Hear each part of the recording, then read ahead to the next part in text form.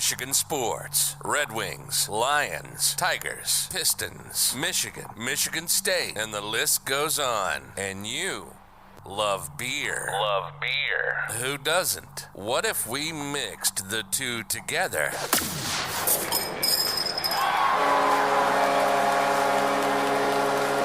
This is State of My Sports. We'll talk everything Michigan sports, like only we do, and then we'll down our fair share of beer from a local brewery, grading the beer throughout the episode. So pop a cold one on your end, and we'll get busy on ours. This is the State of My Sports.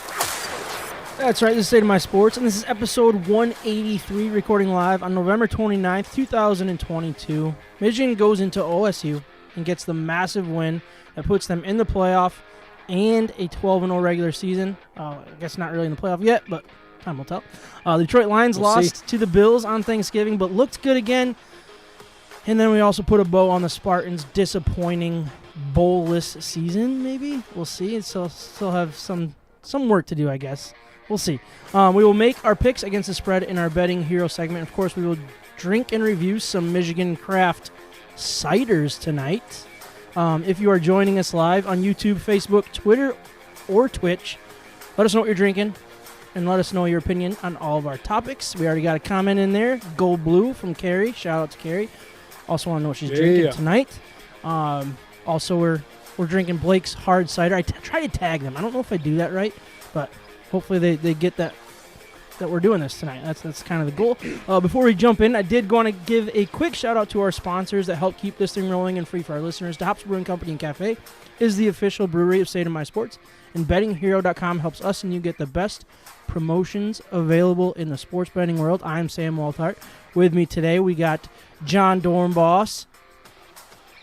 You got to say something. Off a little break, right? Off a little break. Yeah, back, right? You were gone last week. 2 weeks? Well, last week you were gone. Just last week. Last week? Yeah, I got stuck at work late. And then Ryan Waltart is back. Just 2 weeks in a row for you? Again, yeah, I'm breaking records. 2 weeks in a row. I love it. Micah is out due to an injury, but we're gonna get through this together. Wait, hold on a second. He actually did hurt himself. He hurt himself, and that's the reason he's not here? He's in bed. This is what I heard. This is from him, so I don't know how true it is. Okay. Carrie's on the chat, so she'll know for sure. But I've heard that he has some back issues going on that he's trying to deal with. So. Oh, jeez. Take care of yourself, man. Yeah. Yep. Carrie's calling me out for my Michigan gear, or lack of. This is my as close as I get. It's a red hoodie. Red. It's a blue hoodie. It's definitely not red. It's a blue hoodie. You have a red undershirt. Red shirt. Yeah. So there we go. Well, we both wore Ohio State colors. Yes, last week's episode. I didn't. Yeah, you did. I thought you were wearing a red polo, weren't you? Or yeah. Or like a shirt. You're right. He's got the gray hat too. You know. Yeah. Looking like a Buckeye helmet out there. Come on now, I'm fully blue right here. Love it, man. What a game that was! I cannot wait to talk about that game. This is good. Yeah, it's gonna be really fun to talk about. Yeah, I feel like we could probably spend the whole episode just talking about that game. Yeah, I think we're gonna limit the Spartans talk. Lions talk will be decent. Let's agree to just fly through Sparty because I'll be honest, I don't even know what happened. I'm basically just going to read it, and then we'll say how disappointing the season was at, and we'll call it. But we're going to do it at the end. We're not going to bore people with state talk at the beginning. 5 minutes. Check out. 5 minute max. Yeah, 5 minutes at the very, very max. But I do want to, next week when we know for sure if they're in a bowl or not, we're going to put a bow on like the season. Maybe revisit some of the stuff that we talked about. That's kind of what I want to start doing if that's cool with you guys. So. That sounds good to me. Hope Mike is actually feeling better. It sounds like he's only been upstairs once today, and not very good. Sounds like a nice day though. Just to stay in bed, relax. Not the worst thing ever. No, I heard he's having a hard time with his back. So, let's get into what we're drinking. I told him to just drink, and then it would loosen things up, but I don't know if he did or not. Whiskey? Yeah, not beer. Whiskey. Whiskey would do it. It's more effective. We are also not drinking beer today. We are drinking. Where's the camera? There's the camera that I'm at. Right there. We are drinking Celebration Mode. It is Blake's Hard Cider from Blake's Hard Cider Co. So it's a variety pack. So what they have is the Grand Cherry. If you put it down just a little bit, and you can see your face too. Oh, I didn't think people wanted to see my face, but it looks a lot better. It's better, you know. They have the 3 Grand Cherry. They have the Mule de Pomme. That will be interesting. They have Peach Party, which is peach and blackberry, and then the American Apple, which is an imperial hard cider. So we actually haven't done a variety pack in a long time. So just a reminder of how we like to do things is we'll sip on them, tell you what we think. We'll just do kind of rapid fire grades. That's kind of how we like to do it. And then the whole variety pack gets a final grade at the end.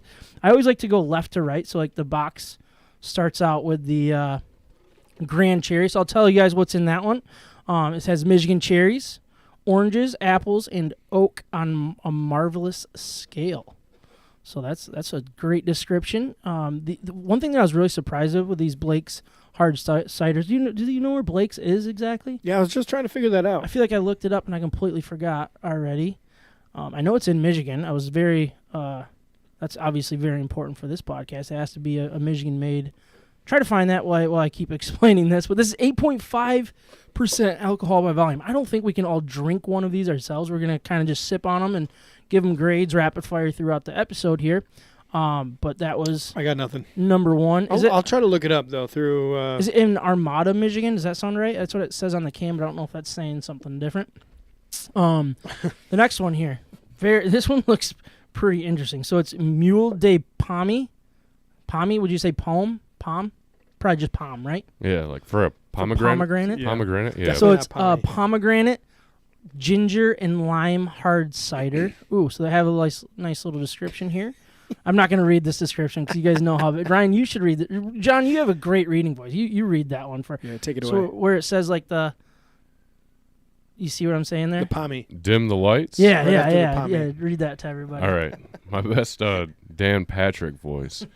Dim the lights, pour over ice, and set the mood for the hard cider twist on a fruited mule. Juicy pomegranate, bold lime, and a kick of ginger make Mule de Pomme mule desired. Ooh, well done. Copper mug not included. Oh shoot! I should have got copper mugs out for this. I mean, I bet you it's gonna be good. I might be speaking for myself, but I'm in the mood at this point. Yeah. All right. Yeah. Signature cocktail. Stir with 1 ounce of vodka and pour over crushed ice. Good thing it came with more than one in the variety pack, so we can try those. This is saying pop the top and pour over ice cubes, Sam. Yeah. We got any so ice cubes? am I gonna have to go get some ice cubes too when we go to get that one? I'm more than happy to do it as long as I don't miss any Michigan talk on it. Well, I mean, you could probably take a break. We'll be on that topic for a little while. That's a good point. Yeah, just 2 hours. Then Ryan, explain what this one is right here. This what is it? Peach Party? Peach Party. Peach Party from our backyard since 1946. Probably not the right one. It's 6.5%er. It's a sweet peach and bold blackberry cider with a story.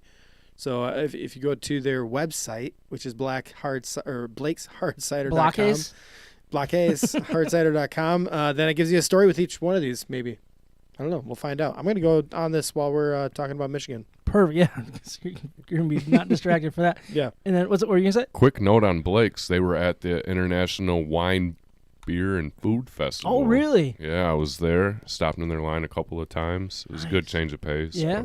Did you mention the podcast and say, hey, we should do a variety Man, there were a pack? lot of familiar names and faces down there on the board. Yeah. And ran into a past co-host. Ooh. Trav. Would that be Trav? No, Zach Smith. Zach Smith. Oh, he's been on an episode. From Second String Leather Company. Yeah, I ran into him Nice. and Joe right at the yeah. end.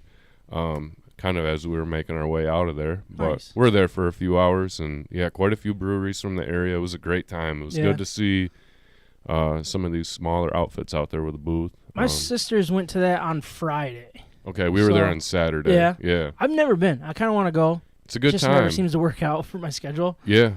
Yeah, I went straight to Coopersville Brewing. Oh, yeah. Yep. What was Jeremy? Jeremy. No. Was he there? He wasn't there? Is it his dad or his uncle? Oh, yeah. The Sandals guy? The guy that's in the band, probably? Maybe. Yeah. A little bit older. Yeah. But yeah, I walked up and, you get a glass at the door and walked around for a while, and like some people in the group went and got like a what do they call that? Like a coffee beer, a cold brew. Okay. A beer brew. Nitro? Something like that. Yeah. Not my cup of tea. I don't like the dark beers per coffee. se. Yeah, I saved that for the morning hours after I had a couple beers the night before. The tea or the coffee? The coffee. Oh, got it. But then, yeah, we walked around for a little while, and then I was like, man, I swear I saw on their Instagram that they were down here. So found the Coopersville Brewing tent, and walked up, and the lady that was pouring the beer, she was like, oh, your glass is really, really clean. You don't need me to rinse it. And I was like, nope, first pour. And she was like, you're the first person that's come up here to get their first pour from our stand, and like Nice. had this little like emotional period there for a minute. And I Yeah. was like, First oh, one. well, I've been there for a podcast broadcast before, and so I got a lot of family in the Coopersville area, and that's when the other gentleman that was there, I'm pretty sure it's Jeremy's dad or uncle, one of the two Okay. that are part of like the ownership group. Yep. He was just like, man, well, thanks for stopping by. So I had to make sure to go over there a couple more times throughout the night, and then they don't scan you for tokens sometimes. So Cool. That was a good part. I got more beverages than I paid for It's a good way to do it. on the night. But yeah, it was a good time. Nice. That's awesome. And then The last one. Yeah, what's the last one there? American Apple Imperial Hard Cider, 8%. So Ooh. are we working our way up? So I always go left to right on the box. Okay. That's So we're kind ending. of the way so we're going to end with that one. Yeah. But we're not going to all drink one each. No. Because that would be... Oh, that'd I be think they're all like... yeah. I think the lowest one is I just 6.5. wouldn't. Yeah, that's a rough start to the rest of this week. Yeah, that for we sure. have to look ahead to. And it's a but long week too, right? Yeah. We have a full week of work. Well, other than some people that might be sitting next to me. I have things I have to get done before tomorrow. On my week off, I'm Really? still roped into stuff. I was on a meeting earlier. You just really want to talk Michigan? I just really want to talk Michigan, and then see where the night takes us. Yeah, for sure. pretty simple. It's just an Apple one. Well, I'm sure it's gonna maybe be great. maybe read the description later. It's a long paragraph there. For Yeah. an apple cider. So shout out to Blake's Hard Cider. We're excited to try this, and we'll see how it goes. But before we jump into episode 183, I want to remind everyone that Hops Brewing Company and Cafe is currently closed, but working through it. That's all I got for you. They're working through something. They're working through some staffing stuff. They're going to try to get this thing fair. This is going on way longer than I ever thought it would. Working through their closure. Yeah, that's pretty much what we're at. I saw some cars in the parking lot the other day when I I drove actually by. did too, and I So, almost stopped. But Yeah, I don't know. Are they running like a little back alley thing? I don't know. I mean, we're going to be there. It was Sam's car. Yeah. Yeah. Well, you guys are Mug Club members, so you should be able to just walk in Yeah. around many times. Right? Right. That's a good point. If you paid for a mug club, you're kind of getting the raw end of the deal here. But we'll keep you guys in the loop, see what's going on. Hopefully they can open their doors again here quickly. We'll be there in 2 weeks because that's just what we do. It's part of the agreement. So until they tell us no or change the locks, We'll be there. yeah, that's just the way it's going to work. So I'm going to do a bumper. So I don't know why I'm telling you that. Drinking craft beer, having fun, and talking sports in the state of Michigan. You're listening to State of My Sports. I forgot to. Did you guys want to sip on one of these? Yeah. I think I you forgot to kinda play do. the Michigan Fight song to start this segment. Shoot. I meant to get that done, and I completely forgot. They played it last night at Bowling League Do they really? as like the first game was starting to get underway, and it did tick off a lot of Spartan fans that were in the house. But man, it felt really dang good. Hey, you know what? They've earned it. Yeah. 12-0, after that game too. Second year in a row. We got to get into it, I guess. Yeah, But, so they just earned it. Yeah, let me get into my read here, and then we can talk about this game. 11-0 Michigan went into 11-0 OSU and won 45-23. I spoiled it. Sorry. Thanks to a 28-3 second half, dominated by 3 long touchdowns and an almost 8-minute touchdown drive in the fourth quarter to put a stranglehold on the Buckeyes. OSU really dominated the first quarter and led 10-3 after having the ball for 22 plays to Michigan's 10 and having the ball for over 9 minutes to Michigan's 5. And it really felt like nothing was really going right for Michigan until the third. Until a 3rd and 9, 69-yard touchdown pass from JJ to Cornelius Johnson to tie the game at 10. Michigan held OSU to a field goal on the next drive, and then JJ to Johnson struck again on the first play for a 75-yard touchdown on the very first play of the drive, which is just an incredible way to start, obviously, or answer, I should say. OSU did answer with a touchdown to make it 20-17 at halftime, but Michigan found life in the second quarter, and that's really, really how things kind of started to take shape. They stuck to the game plan in the second half and outscored OSU 27-3 in the second half in the 22-point win as a 9-point underdog. JJ, 12 of 24. So, the numbers don't really stand out there. But 263 yards and 3 passing touchdowns and an additional 27 yards on the ground and a rushing touchdown. The 7-minute, 51-second touchdown drive to end the third quarter and start the fourth really finished by JJ on the ground. That 3-yard third and goal was a huge play. And that was eye-opening, the way he was hitting the guys downfield. And there were different types of downfield throws that I think he's been missing most of the year. These were way easier, but he put air under the ball and let these guys run under it. At least on the two, the 1-2 was it Loveland, and then the second one to Johnson. Loveland throw is perfect though. It really was. He just didn't miss him, which is a nice surprise, I think, or not a surprise, but it was the question heading into the game. Even when things started out shaky, he looked calm and collected, and he was really he was the backbone of this game. And I feel like his swagger, for the lack of a better term, I'm not a big fan of using that word, but the attitude he had when things weren't going right and just was very calm was the true leader for this team that they needed when it looked like it could have gone 2 years ago and 3 years ago type game. Very, very important for him there. Stroud had some decent numbers, 31 for 48 for 349 yards and 2 touchdowns, but 2 interceptions. Receiving Cornelius Johnson, 4 catches for 160 yards, the 2 touchdowns for 69 yards and 75 yards. Colson Loveland, 1 catch for 45 yards and a touchdown to start the third quarter and take the lead for good. I think that was actually fourth quarter. Or maybe, no, that was third quarter, wasn't it?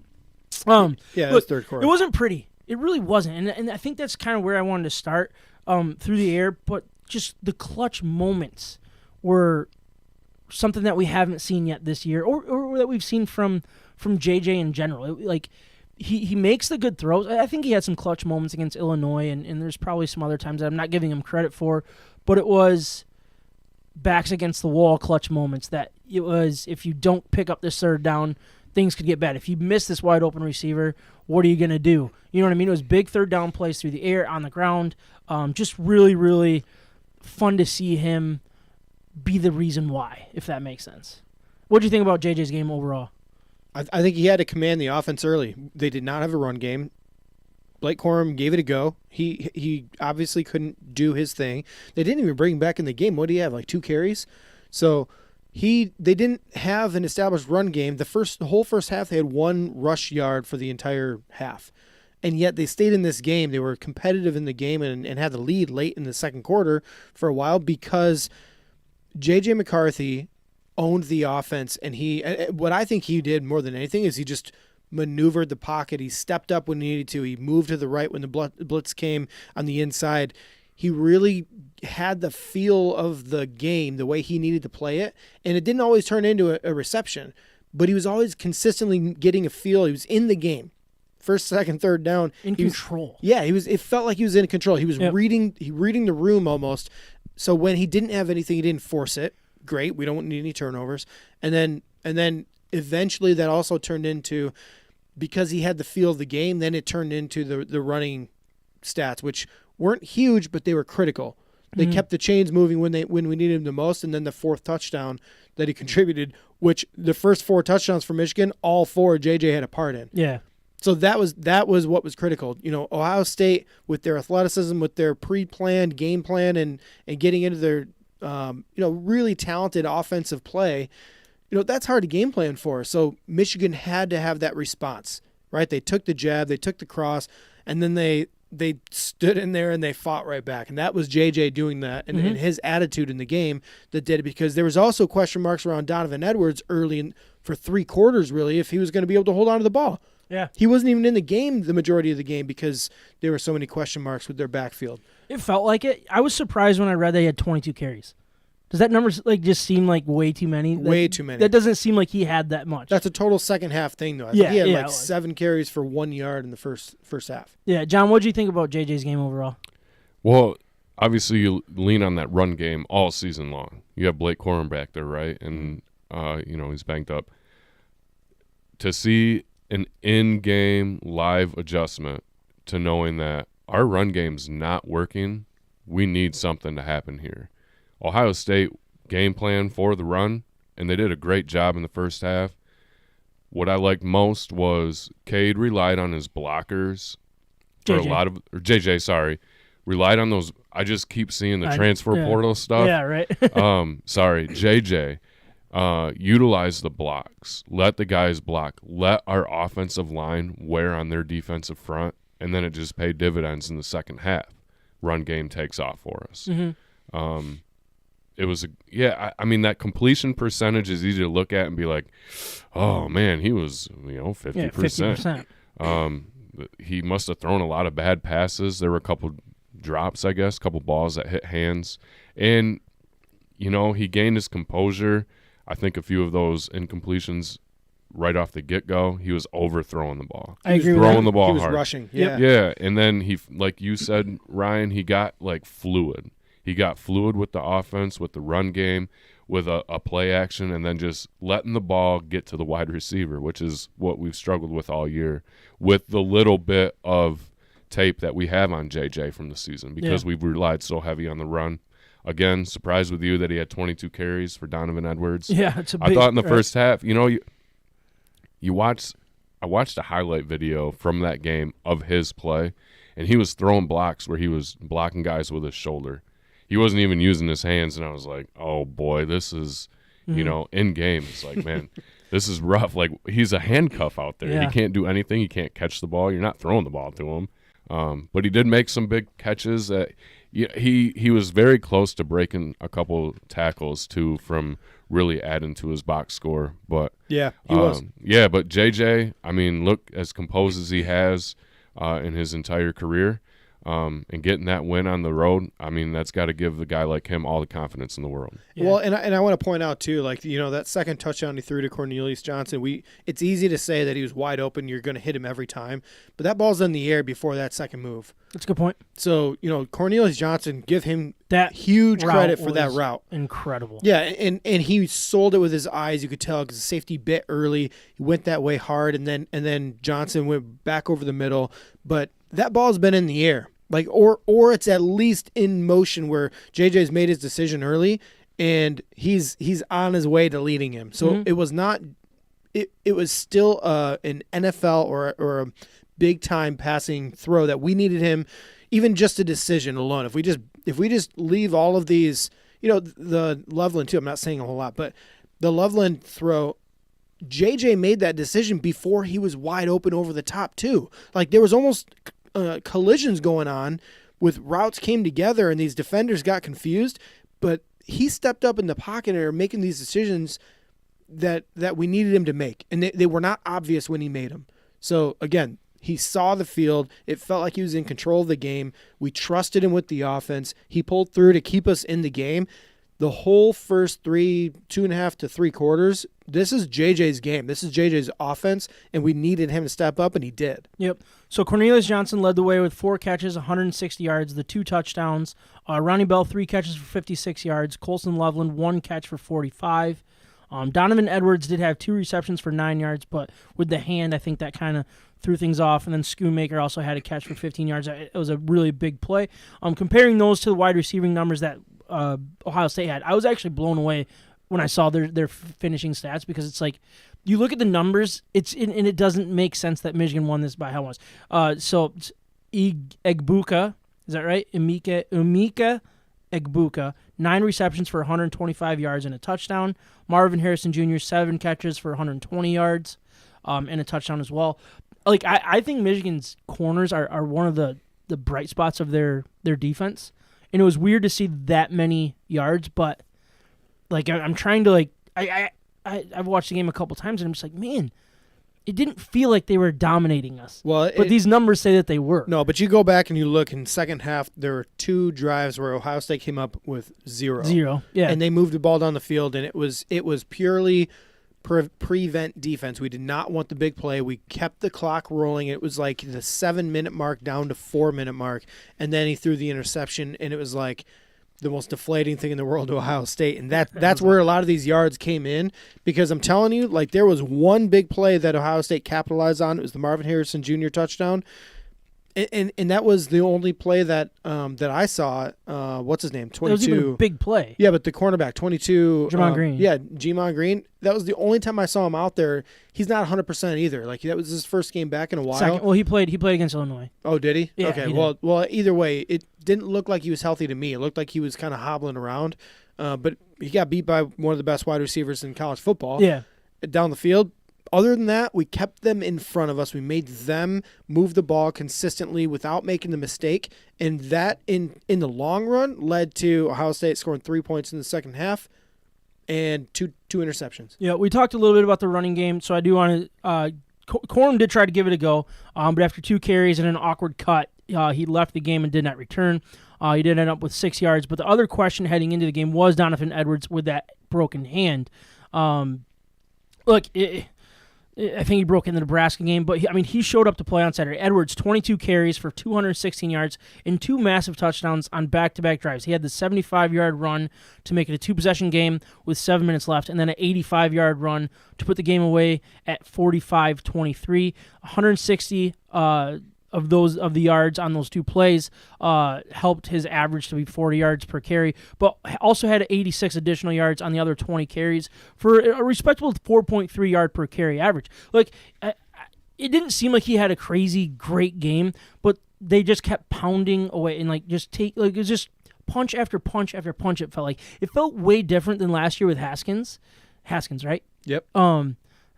And it felt like Haskins absolutely dominated that football game from start to finish, where it didn't feel like that's what Edwards was doing, but it really just turned out in the end like he just had really an incredible game for him, which was just great to see. And then you compare it to what Ohio State did on the ground. Yeah, they were missing, I think, their first string, Henderson, right?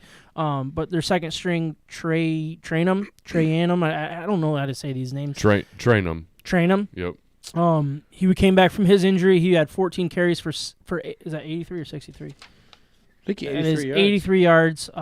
But just they limited the big play again. There were times that he was getting 9, 10 yards and stuff like that. That was very frustrating, at least in the first half. But man, they weather the storm so well. This defense does. They are the perfect bend and not break type defense. With the upside of takeaways. I saw 2 plays of from Michigan, running back, third stringer, freshman. Gash? Nope. Stokes? Yeah, CJ Stokes? I don't know. Anyway, Stokes, to me, he could have broken Donovan Edwards type of run a couple of times, and it was like shoestring tackles. Yeah, I agree. But I also want to give Michigan credit because, or I guess on the flip side, Ohio State, it felt like the same thing. They were maybe 3 or 4 or 5 even. There were a lot of plays, runs where they were almost, home free. Yeah. And there was a clutch tackle here and there. Sanders still had a couple. I know that their Michigan safeties had a few. Number 6, number 7. Makari Page came up with a couple big plays where they came up early and turned this into a 6 or 7 yard gain. But I'm telling you, they don't make a clutch tackle where all the running back has to do is make one guy miss, he's gone for a touchdown. And so Ohio State, I feel like, missed out on a lot of big plays because of the execution and tackling ability of this Michigan defense.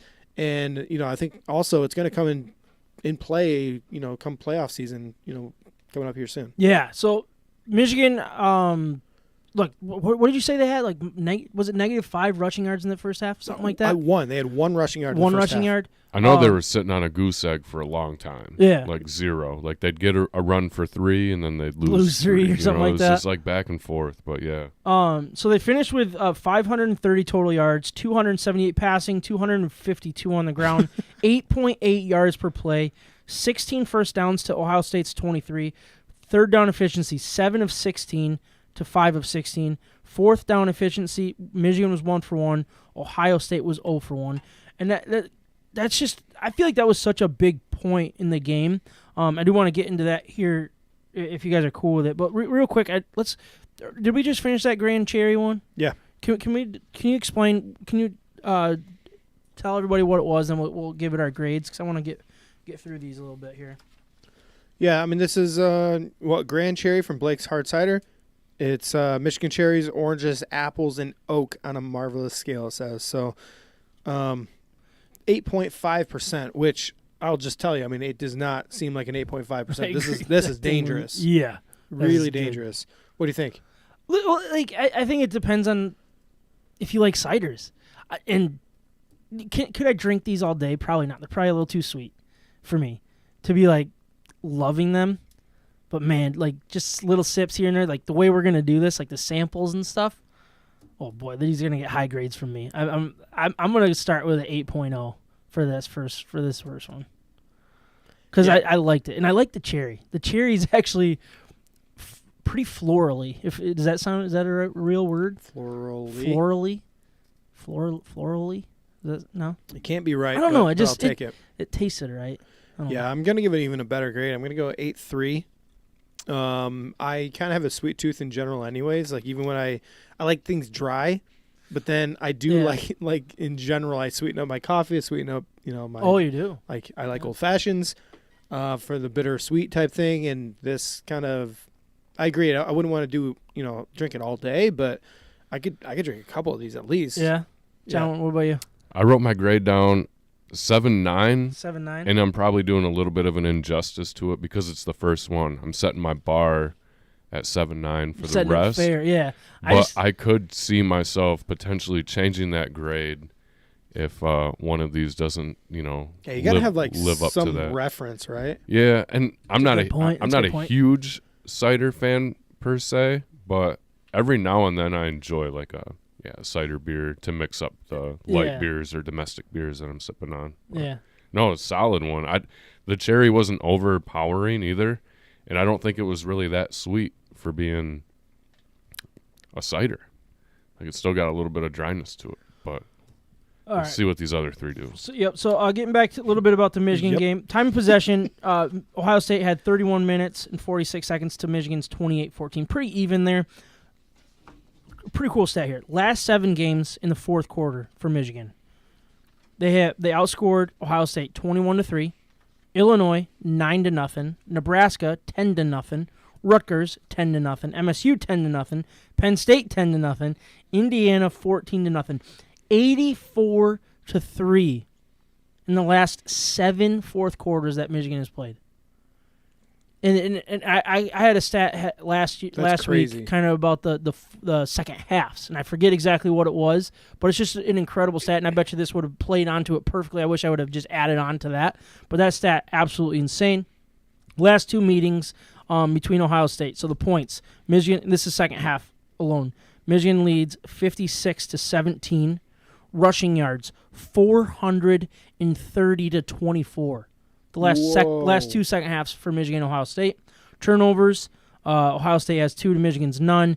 Michigan has allowed 0 sacks to Ohio State's 4 against. So, look, there's just a fun way to look at how dominant Michigan was, not only on Saturday, but just the last couple of games. And look, we understand this is a small sample size. If we're going to take the last 20 years, it's not pretty. Still isn't. We can't erase that.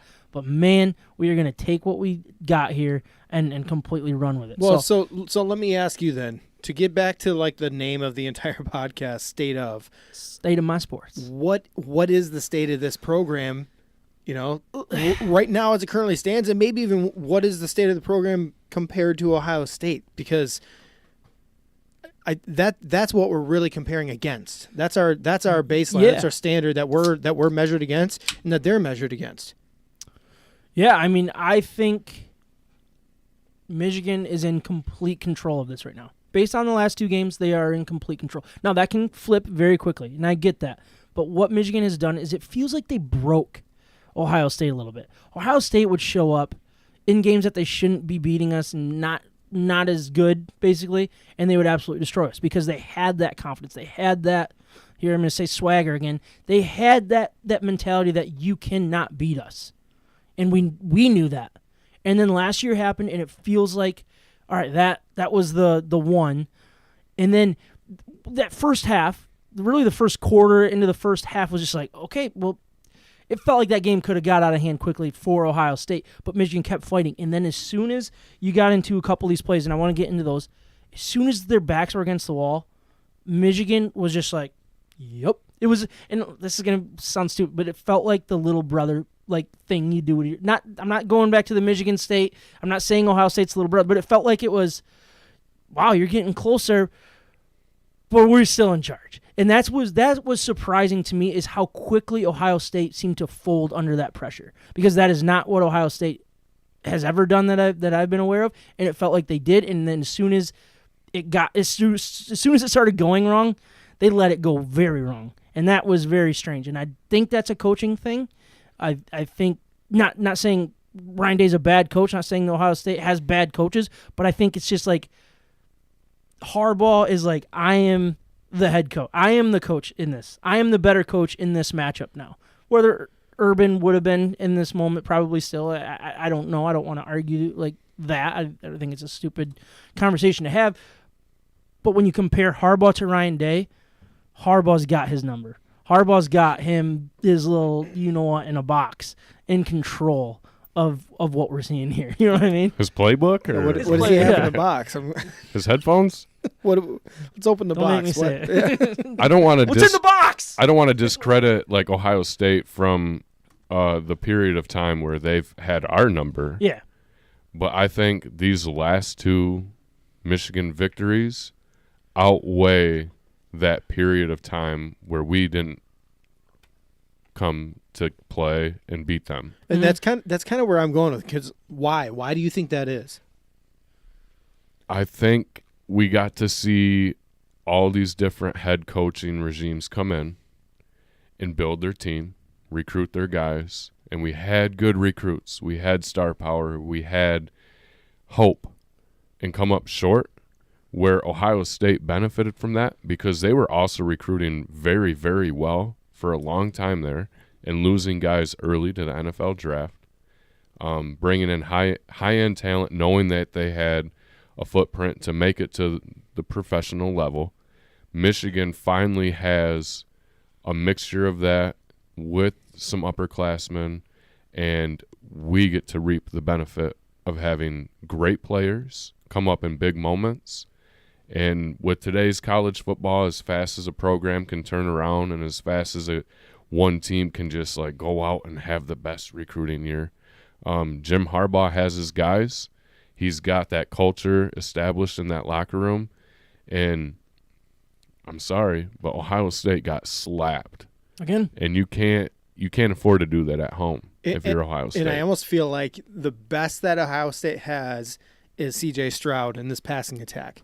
That's the best they had, and JJ's swagger kind of matched him throw for throw in that, and CJ was the one that crumbled and JJ didn't. And it's obviously that's a way oversimplified version of it, but I think the reason why this is so sweet is because it's not like Ohio State's program is low.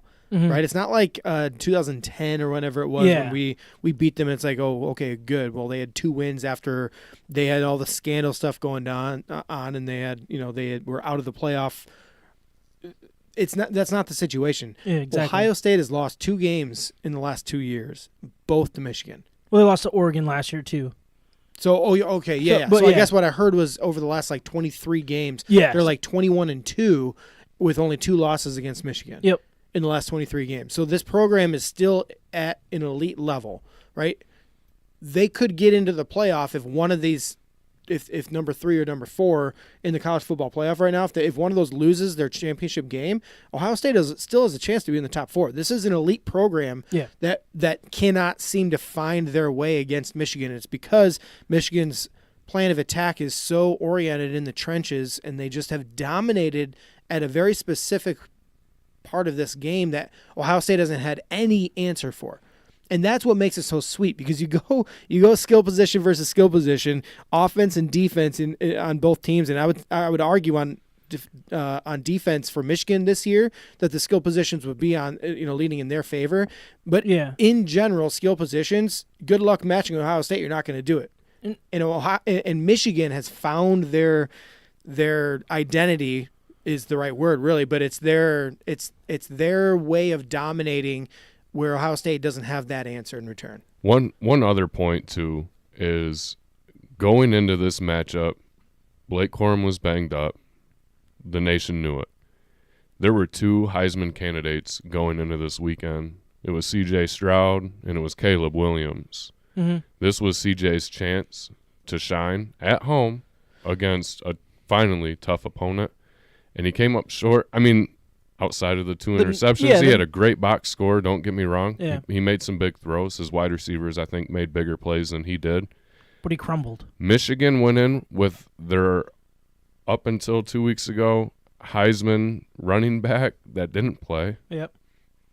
And put the smack down. That 100%. That speaks just absolute volume. I think the arrogance of Ohio State in this rivalry has finally caught up with them. And I think, and you go back, like, I'm not going to toot my own horn here, but like you go back to very early on episodes when Michigan was really struggling, and I basically called that out and said these players need to get back to the anger and not be thinking I made it to Michigan, this is the top of the mountain of college football and this is who I am, and so no, you get to Michigan, then you go to work. You don't do the work to get to Michigan, you get to Michigan, then go do the work. And I feel like that's what this coaching staff that they keep going through right now are doing a great job developing, and they're keeping these guys working. And the players, they're not getting arrogant. They're not saying this is who we are. They're going out and proving who they are. It's not the talking, it's the showing, and then doing the talking, the waving, and all that kind of stuff. But they're there to work. They're there to prove something, and they do it, and then they move on. And I love that side. Instead of the talking before and getting all high and mighty, say, hey, we're here to work, we're doing this. I love it. I think the whole mentality, you go back from what we were saying 2 years ago about this program, or 3 years ago, it's like it's a complete 180 of what we're saying. It's the people, it's the players, obviously, but I think it's the coaching staff. They're developing, not recruiting. That's the thing that Michigan's doing better than Ohio State, is the developing. That's something that Michigan State was doing in their heyday way better than Michigan was. They are truly developing players, not just for the Heisman-type seasons like Ohio State truly is trying to do with their high-end guys. If they want to get them to the Heisman Trophy, they want to pad their stats, they want to do all this. They're not. Michigan doesn't do that. So developing, they beat you however they can. So developing, does that mean development of skill and talent, or is that development of character and the man? It feels like both. Honestly, it really does. Yeah, I think it's a mentality thing. I think it's individually. All of those guys are hungry. They've gotten to, again, kind of sit back. Like the offensive line has just had to go out and block for Blake Corum. Mm-hmm. Now you're seeing other position players step up and say, hey, I'm also part of this intriguing operation that has been winning games all season long. Yeah, I think they needed a group of seniors to step up and change the culture within the locker room. And probably it starts with the coaching staff, where Jim Harbaugh completely changed his mentality and got a new defensive coordinator, new offensive coordinators even this year. But the scheme was changed and then consistent over the last couple of years. But I think Aiden Hutchinson and the group of seniors last year, when they could just get a game manager type of quarterback with Cade in there, then they were like, okay, we can work with this. And they took over that locker room and the whole mentality of the program.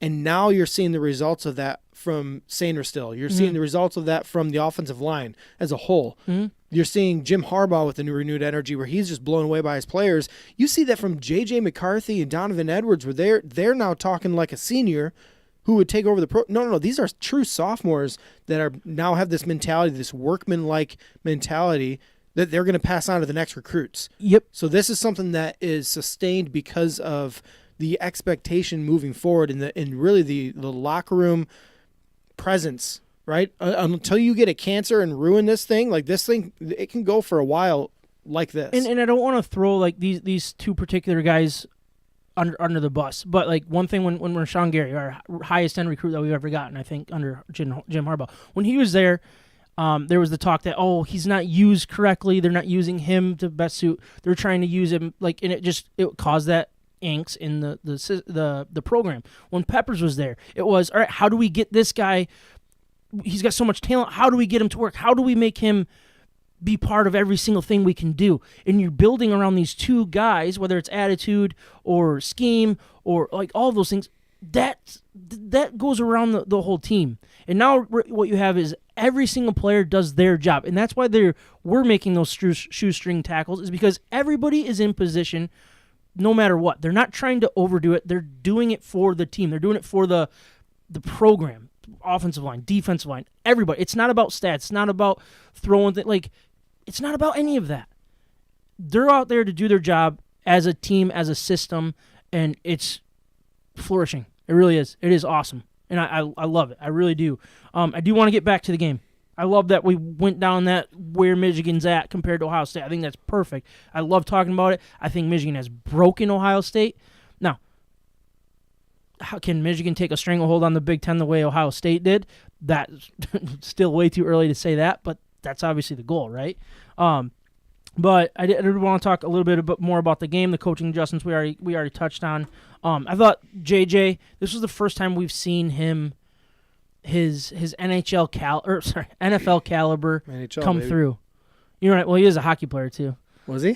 He was. That's why you like him. I didn't know that until like a couple weeks ago. They were talking about it. But side note, did you happen to see like the videos circulating online when they got home or back to the big house or to the campus? They went right to Yost, and then like during a commercial break, they all just like jumped on the ice and they're like waving to the crowd like Harbaugh's just like yeah. Oh, and like really? I think like Michigan might have got a penalty because of it or something like that. Way. I didn't see But like that. JJ like goes and hugs the goalie and stuff. It was so funny. Love that. But I thought it was the first time we saw like the.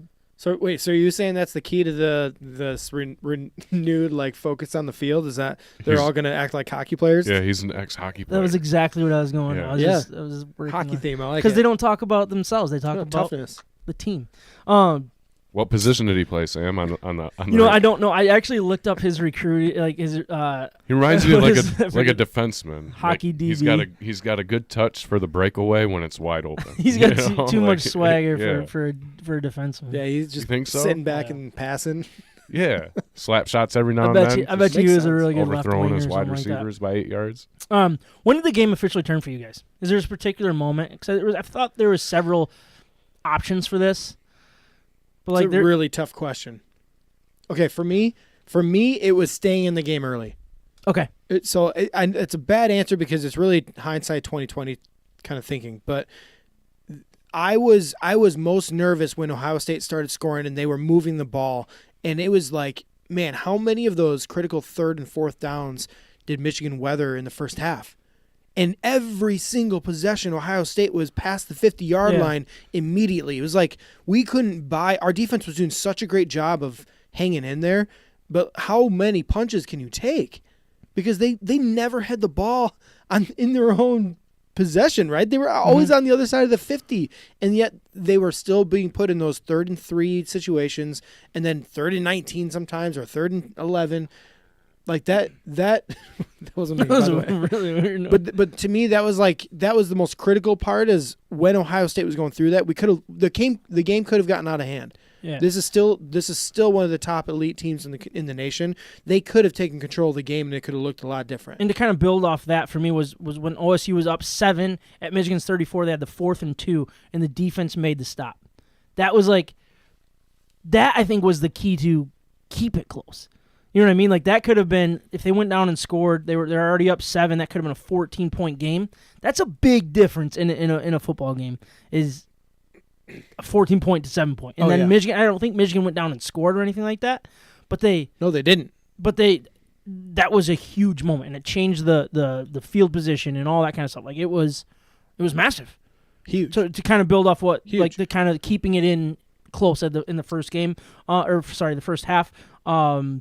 Mine for the second half would be when I really felt like we might have this game is when JJ ran for the touchdown. On third down. On third down. And that was critical because if you remember, they had multiple chances at this touchdown, and it would have been completely demoralizing if they wouldn't have been able to get into the end zone. Yeah. And it was, and really, I think it was Joel Klatt actually on the call was saying like JJ needs to do this, like he needs to run the ball and get in the end zone himself, and he's looking for it or something. He made some reference to JJ needed to do this on his own, and then he did it on his own, and it was like, that's when they started going like this and waving 4, like, yep, he's responsible for 4 touchdowns at this point. And that run, it was incredible because he kind of got on the wrong side of his offensive lineman because he just hit that hole so hard. Yeah, he did. And he took a couple, like there's 2 Ohio State guys that he had to take on there because he obviously ran past his blocker. That was a great play. I love that. But I feel like the second Cornelius Johnson touchdown was when like it kind of all struck to me like, all right, we're not only hanging around, we are possibly in control, possibly about to take control of this game. You know what I mean? It was like the first one felt like a fluke because nothing was going right. Nothing. And then you had that third down where Cornelius Johnson got that catch right at the sticks, broke 2 tackles, took it all the way to the house. Like that was like, holy smokes, that felt like somewhat of a fluke. You know what I mean? Yeah. It was a great play. I don't want to call it a fluke. That's no, not but you're fair, right though. No. Like we didn't deserve to get a touchdown yet. You know what I mean? We didn't get that drive. Almost like we were bailed out. Yes. And then the second one was like, whew, we might have figured something out here. And then it just kind of snowballed from there. That was kind of the one that stuck out to me was the second touchdown that he had. But then biggest play. Do you have one that stood out? Because Biggest play? I have one, and I think it'll probably be the same as yours. But I'm thinking of the jump throw. Yeah, so the jump throw is one of them to Schoonmaker. I can't even think of that running back's name. Yeah, well, he's a linebacker. He was a former Mullings. Mullings, yeah. Mullings. So they were trying to move him to running back at the beginning of the year, and then their linebacking core was so hurt that they kept him at linebacker, and it's like that's why Jim was like, man, Mullings, talk about a guy who would do anything for the team, and do anything and everything because they've yanked him around from position to position. That jump throw play was meant for Blake Corum. Is that what it was? What I heard in the press conference after. Okay, I missed who he said it was for. I thought he was saying it was for Donovan Edwards, but you're probably right that it was for Corum. Yeah, it was for Blake Corum. Is that the cat? Something's falling from the ceiling. I don't know. It's probably Pepper digging. Yeah, but I mean this play that they had on the books, they were ready for this and wanted to use it in the right situation. Yeah. Blake Corum's the one practicing it. So they trusted a linebacker to make this play in such a critical third down situation. I think it was like 3rd and 3 at the time. Something like that, yeah. And it felt like it was a big moment in the game because we had multiple shots at this third, leading into the third down, and we couldn't get it done. And it was one of those, I don't know, Michigan had to take advantage of the opportunity kind of moments, and they did. Well, they set it up perfectly, too, because I think it was a previous drive. He was in a short yardage situation. It might have been a 3rd and 1. Might have been it was definitely wasn't a 4th one. So yeah, I think he was like 12 yards back. 3rd and 1. What's that? And he was like 12 yards back. Oh, he was? Watch the tape. I'll have to watch that part again. Yeah, it was crazy. But like they set it up because I remember, like I don't know who this guy is. Micah, that's one thing that I love about watching games with Micah is he knows every single player so well. And I'm just like, okay, who is this guy? Is this our fullback? And he goes, no, it's a linebacker. Like, what's it? 2019 recruit, 82 overall. Yeah, like he's so good at that kind of stuff.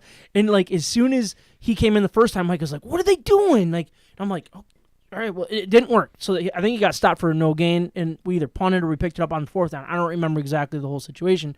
But then they brought him in again, and Micah was losing it. Like, he was really, really mad. And so was I. I was like, dude, it didn't work before. Like, Ed's working with Edwards, or, I mean, give it to Stokes or something. Like, give it to somebody else. But then they did that jump pass and throw, and then got that huge third down. Is that the one you were going to go with? No. What's your play? Sanders still. Oh. That pass breakup that he had in the end zone, like that would have. So what were we up? I think we were up 12, right? I think it was 11. Was it 11? Yeah, so. Yep, 11 makes more sense. So we're up 11, huge third down, and the pass in the end zone, great route. They set it up perfectly. Yep. And the way Sanders still just sat and waited, he goes, all right, I'm going to let this guy get his hands on it, and then as soon as he gets it, then I will take the ball. Like, you don't see players in the NFL make that good of plays very often. Like, that was an insanely great play, but then it turned out to be an incredible play to hold them to the field goal to instead of getting a touchdown. I still think it was the wrong decision for them to kick the field goal. I thought they should have went for it personally. No, it was the right decision. You really think so? Yeah. All right. Well, I don't know. I think he could have been a little It more was the aggressive. football decision, for sure. Yeah. But all right, anyways, we don't need to get into that. But then it turned into the field goal. I think it was the very next play, maybe 3 plays later. I can't remember how it all lays out. Then the Edwards touchdown. That's basically what broke that game. That broke Ohio State's spirit because it felt like they were still in the game. They almost got a touchdown to get it to within 3, go for 2, all that kind of stuff. They could have got it really close, and all of a sudden, boop, nope, game over basically. Yeah. So it was like to a 15-point game. Oh, what a play! It's just an incredible sequence. I guess is really the big one. And it felt so similar to the first touchdown of the game by Egbuka. Yep. Yeah. Where Sanders still was diving, and if it looks like he was wide open, watch the tape again because Sanders still was close. Yeah. He was full on diving for the ball, and he almost got his hands on it. It felt really similar to that. So for him to have the awareness to go after the ball again, but purposefully knock it out of his hands because he had the time, right? He had the time to either go down low, try to tackle him ahead of time or something. But no, he like you said, he saw it with his eyes. It was purposeful. That's what made it so masterful. It was so perfect of a play because it was so intentional. Yep. What play stood out to you the most, John? I think Cornelius Johnson's first touchdown. First touchdown? When he broke that tackle, and it was just like, okay, now we get to see his speed, and he broke away. Yeah. Ohio State let up, and then, again, I think that set the tone because the passing game was there. And then JJ hits him over the top wide open, and he's the fastest guy out on the field, right? He's got to be. And then you can't help but think of Donovan Edwards keeping his balance. I feel like that is usually a tackle that Michigan doesn't break in the wide open like that to really blow out the game. And then to see the sideline behind that, when you got to see the end zone camera of that run, everybody running down the sideline, so everybody's hand in the air. Great for Donovan Edwards, obviously. How fast is he? Oh, he is okay. So fast. So again, is he faster than Cornelius? He probably is. Yeah, I think he might be. Cornelius Johnson, he made those D back, and I feel like Ohio State has good secondary. It doesn't matter who they lose; somebody else steps in. Yeah, these are highly rated recruits, and he, breaking tackles and getting away from them. That was just great to see because I feel like. Even though Ohio State rebounded and scored quick, and at times it was like, man, Michigan's scoring the ball too fast. We're leaving them too much time. All these big plays coming out and eliminating that time of possession. You said there was the one long drive right in the third quarter. Yeah. The 8-minute. Yeah, 7:50, I think. Did that roll into the fourth quarter, too? Yeah. They had the ball for so long, and it was did, just man, this is huge. This is great to see. Actually, that's when we were screwed out of the timeout, or not the timeout. They almost screwed us out of the timeout. They got got it back to us. We got it back. Yeah, Okay, that was at the very end of the third quarter. Oh, right? I was ready to start throwing stuff. I was throwing. Was that when Everybody was looking at me JJ like, ran? Well, it was a third down that Michigan thought. So the sign on the other side of the field said fourth down, and so they put their jumbo package out there, but it really was first and goal or first and 10 from the 11-yard line. Yeah. So it looked like Michigan was about to waste a play. And so then the clock went out or whatever. Didn't reset. So they didn't reset the game or the play clock. So when Michigan got tackled, there was 30 seconds left on in the quarter, and then there was a lot of confusion, and then somehow the play clock got below the game clock, even though there was only 30 seconds. They were expecting them to reset it. They never did. So then it was delay a game or timeout. That Michigan called timeout, and then they talked it through and got it figured out. But yeah, that was the long. I think part of the long drive and then the long drive was the one that JJ finished. JJ ran on in. that third. But Donovan Edwards was huge in that. Yeah, but then there was also on the Loveland touchdown drive, they went for it on fourth. So it was 4th and 1 on Michigan's own 34-yard line, while up for Edwards' 2-yard run. Huge play. 3 plays later was the Loveland touchdown. The balls on Harbaugh to go for it in that scenario was, you're up. Play it safe. That's what you should do. It's the non-football call for probably. But this is Michigan. What you've done, they've missed 1 fourth down, I think, all year long, and that was against Illinois on that bad no offsides off the face mask play. That's their only missed fourth down conversion this year. That's insane. And that's why he went ahead and did it. And this offensive line takes that stuff, takes pride in those plays. And Edwards did a great job getting that first down. So, but I mean, those are the kind of plays that can swing this game one direction or another. So yeah, Michigan blew them out, but those critical plays are the ones that now Michigan believes they can handle, and those are the critical plays that Ohio State they're not sure. Mm-hmm. So that's where the confidence comes into play. Is who's going to step up and make a play? Who's going to go try to make a play because they don't trust their teammate and overplay, right? And now you're out of position and one missed tackle or block away from Donovan Edwards scoring 85 yards. Like that's the kind of stuff that Michigan used to do. You remember when Ohio State's running backs year after year would just break an 85-yard run that looked exactly like Donovan Edwards' 85-yard run? Oh, yeah. I mean, that happened all the time, and that's when the defense doesn't trust itself from beginning to end. So people try to step up and do the wrong play, trying to make a crazy play. Now you're out of position, and you're nowhere to be found, and now, give up a touchdown. For sure. So I do want to get a little bit into the Big Ten championship and the playoff scenarios that we're looking at here. So I'm not really worried about Purdue, just because I think Michigan matches up. Like, This game feels more trappy than last year's Big Ten championship, in my opinion. But I just don't think the matchup is enough to. I don't think anything Purdue can do to surprise Michigan. You know what I mean? Like, Illinois was a bad matchup for Michigan because they're a poor man's Michigan team. They're going to pound it, and they have a great running back and a really solid defense.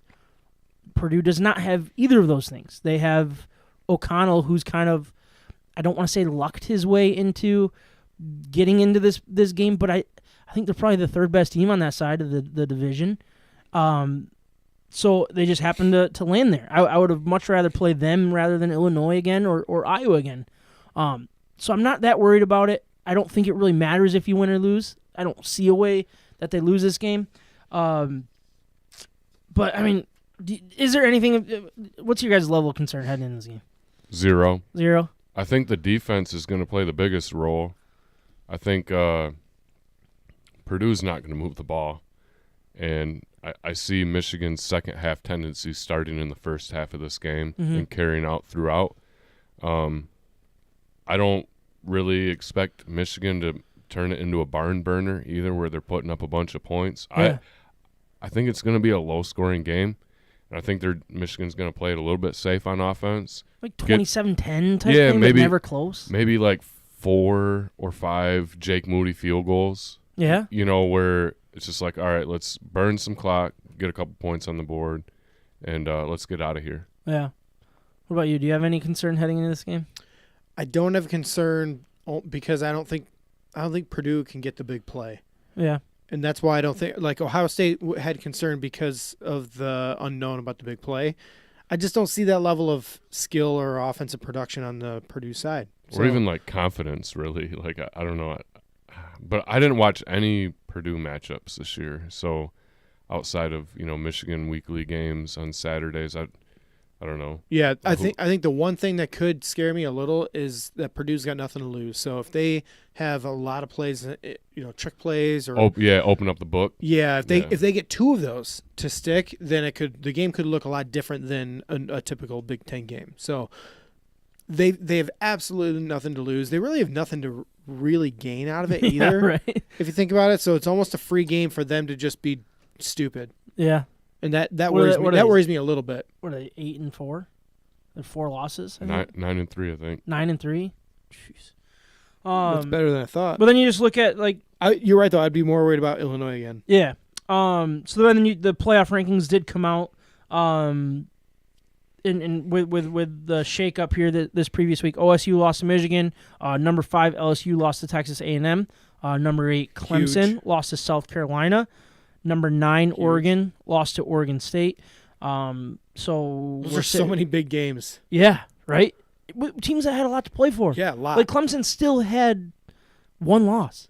They had a really good chance. They still had a chance to be that team. They could have been a conference champion with 1 loss compared to Ohio State not a conference champion with one loss. Like that to me is huge. Clemson. Yep, I agree. So Georgia is still at number 1. They play against 3-loss LSU. Michigan plays unranked and 4-loss Purdue. TCU comes in at 3. They're going to play Kansas State for the second time. They won 38-28. They're going to play them in the Big 12 championship. USC at 4, rematch against Utah. They lost 43-42 at Utah. That was that when Utah went for 2. Crazy game, and that's in the Pac-12 championship. And then OSU came in at number 5. Alabama at number 6. I think that's really where we're looking, right? Like, I don't want to spend a whole lot of time on this, but this is really good for the Big Ten. I think they had an opportunity to put Alabama ahead of OSU after what Michigan did to them, but they didn't. And I think that's a good sign for the Big Ten. If one of these teams fall, they basically already have it written out that OSU will get in over Alabama because you can't win, you can't lose. Neither one of the teams can win or lose heading into this week. So that tells me they respect what Ohio State did. And it is 1 loss versus 2, and I get that. But I feel like previous committees would be like, we'll give Alabama a shot to get in if somebody loses. So, I don't see how you can put Alabama ahead. I just don't. And I actually heard Joe Klatt kind of break this down, and it was a no-brainer. Like, Alabama has 2 losses. They just do. They've been in, like, 5 one-score games, and they've lost 2 of the 5. Yeah. And they were lucky on a couple of, like, really bad calls, like against Texas. They should have lost that game. 100%. And Quinn Ewers was out in the first quarter or first half. And there was that roughing the passer that they got. That was like game changing. And it took a superhero type of effort out of quarterback, whatever his name is, Bryce Young. Yeah, Bryce Young from Alabama to even keep them in that game. So it was like, I don't know, Alabama, they could beat everybody or anybody any game, 100%. Are they better than Michigan? They might be. I don't know. They really could be, but they haven't earned it. They could be better than Georgia. They could be better than Georgia, but they haven't earned it. They haven't earned the right to actually. And even if, and that's the positive of what's happened this year is you still had the chance to, even though they haven't earned it, but they didn't because they're just because they're Alabama, they didn't put them in, and it seems like this seems different. So they were looking at the resumes honestly. Is basically what you're saying. Yeah. It's going to come down to a 2-loss Alabama, 2 losses by a combined 4 points on the road to LSU like and Tennessee. 3 seconds as well, or something like that. A healthy Tennessee on the road versus an Ohio State 22-point blowout at home against a team that's already in the playoffs. In which they had won every other game by a minimum of 10 points. Yeah. Yep. Yeah. I understand that, but that home field advantage does play a role in the voters' mind. I was kind of surprised. I thought they were going to hurt or punish OSU for losing the way they did at home more than they did, in my opinion. I expected Alabama to be ahead. I really did. Yeah. Even with the 2 losses compared to the 1, because of what Michigan did embarrassingly. But at the same time, all right. It's a body of work. Yeah. What do you want to happen? Do you just want it to finish the way this 4 is, or do you want one of these TCU or USC to lose and OSU sneak in? You get 2 Big Ten teams. I've been calling for that all year. 2 Big Ten teams deserve to get in this year. The only 2 Big Ten teams that deserve to even play after this past weekend get into the playoff. I think it's good for the Big Ten. Do I care? No. I'd be happy if Ohio State doesn't get in. That makes me really happy. But, there's a part of me that's like, suck it, SEC. We 2 Big Ten teams in here now. Well, I mean, USC is going to be a Big Ten team. Big Ten team. 3 of them. Ooh. Maybe TCU loses. You get that's 3 why, Big Ten teams. That is why I don't want the structure to change. I want those same 4 teams in. Yeah. And I think Michigan's the best team out of those 4, hands down. I agree. And I would like to see a Michigan-USC championship game. Welcome USC, but hold the upper hand. That's all we need, right? That'd be sweet. Man, USC looks. They look good. They do look good. Their offense looks really Caleb good. Williams is the best player in America right now. But then they got to block. They got to block that offensive line in Michigan. And their defense isn't even close to what Michigan puts on the field. 100%. I agree with that completely. I think the matchups here are exactly what Michigan wants. But when you're to be talking honest. about big play ability and man, take control of a situation, I think is there anybody better than Caleb Williams right now? No, there's not. There's not. Because, like, people think that C.J. Stroud's mobile. He's far, far from mobile. People that He's watch, shaky. He's not mobile. Caleb Williams is the guy that you're.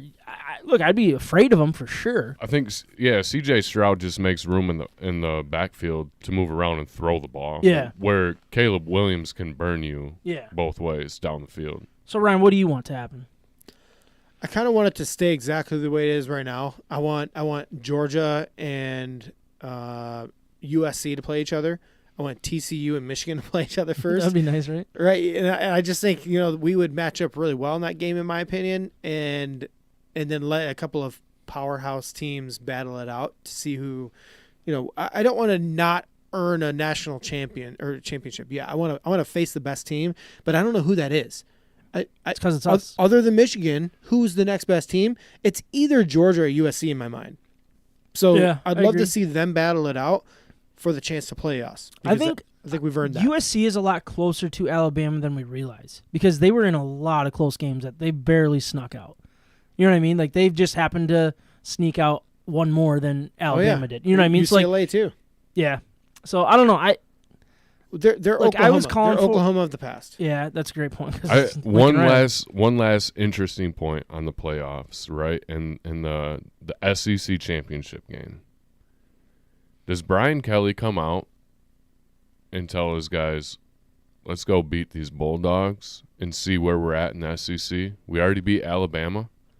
We got one big win on the resume. Let's go into the offseason with what we have and see what we got. If Georgia loses, they're still in the top 4. Yeah. Where do you think they would Michigan go? 3 or slides. 4? Michigan slides up to 1. And I put Georgia at 2 You'd put Georgia at 2 if they lose. as the best one-loss team. Yeah, What about TCU? Would you even be an undefeated? I think USC is going to move up to 3. Like if both teams win, I think they're setting that up too. Oh, really? I think TCU is going to fall to 4. Is there a reason that the committee does not want a Michigan USC championship game? I think they would love a Michigan USC championship game. Because that was my love thought it. process. But do they want to avoid that and not have that storyline leading into And a just- Big Ten collection there? Well, I think they would Yeah, be 6 to You know what I midnight. mean? So over is there something like that. what's going to make more money? I guess is USC moving to 3 or staying at 4? Over and Well, over. I mean, Moving- you moving guarantee up. the Michigan USC matchup if you can put. You know what I mean? Old school Rose Bowl. They would love that. They would drool over something like that. well, it would be the entire United States watching that game. Yeah, and they also would rather SEC getting the easy one because they want a SEC team in the national championship. Yeah, and then Because otherwise you lose the South. They could guarantee a Georgia USC or Georgia Michigan game. Yeah. I don't know. It'll be interesting to Man, see. that Like, sucks. I think they put themselves in a position. It would be very hard for them to move USC ahead of TCU if both teams win. I agree, but especially if you're a conference champ. I've seen them do some weird stuff though. That it wouldn't surprise me if they treated TCU like they did Cincinnati last year. Because Cincinnati was undefeated. But they have a real resume though. They have Texas. They have Kansas State. They have It'll be Kansas State twice. Baylor. Kansas State twice. Yeah, I mean, I know it's deep. It's way deeper than the Big Ten right now. It is. It's yeah. I agree with that. But I don't think it's high end. Oklahoma State. I think they showed Average. they showed who they are. Yeah. You know what I mean? Like I Yeah. don't know. I think the little number next to people changes their perspective on how good these teams are or bad. I don't know. I just don't think that area is very good at USC, college football. they played Oregon, right? Yeah, they played Oregon. Oregon. They lost by 1 Wait, to Utah. did they play Oregon? I'm Yeah, they pretty would have sure. to. Yeah, they would have to. UCLA, Notre Dame. I mean, it's not like they've had a cakewalk schedule either. I think the SEC or the Pac-12, Pac-12 is the second best conference in college football this Depth year. wise, yeah. And maybe number 1 if you're really thinking about it. Because Oregon State's better. I mean, they're pulling off a lot of They did not upsets. play USC this year. Oregon did not. No. Okay. Or sorry, no. I'm looking at USC's schedule. They did not play Oregon. So Oregon did also did not play USC then. Yes. Correct, Sorry, I looked right? at it. Either way, I was- I don't know. I think if USC dominates that game against Utah, which I expect them to, and TCU wins a close game to Kansas State, I could see them moving USC up, and I could see Georgia dropping back too. I really want LSU to win. Follow us on Instagram, Facebook, Twitter, YouTube, and Twitch. State of My Sports.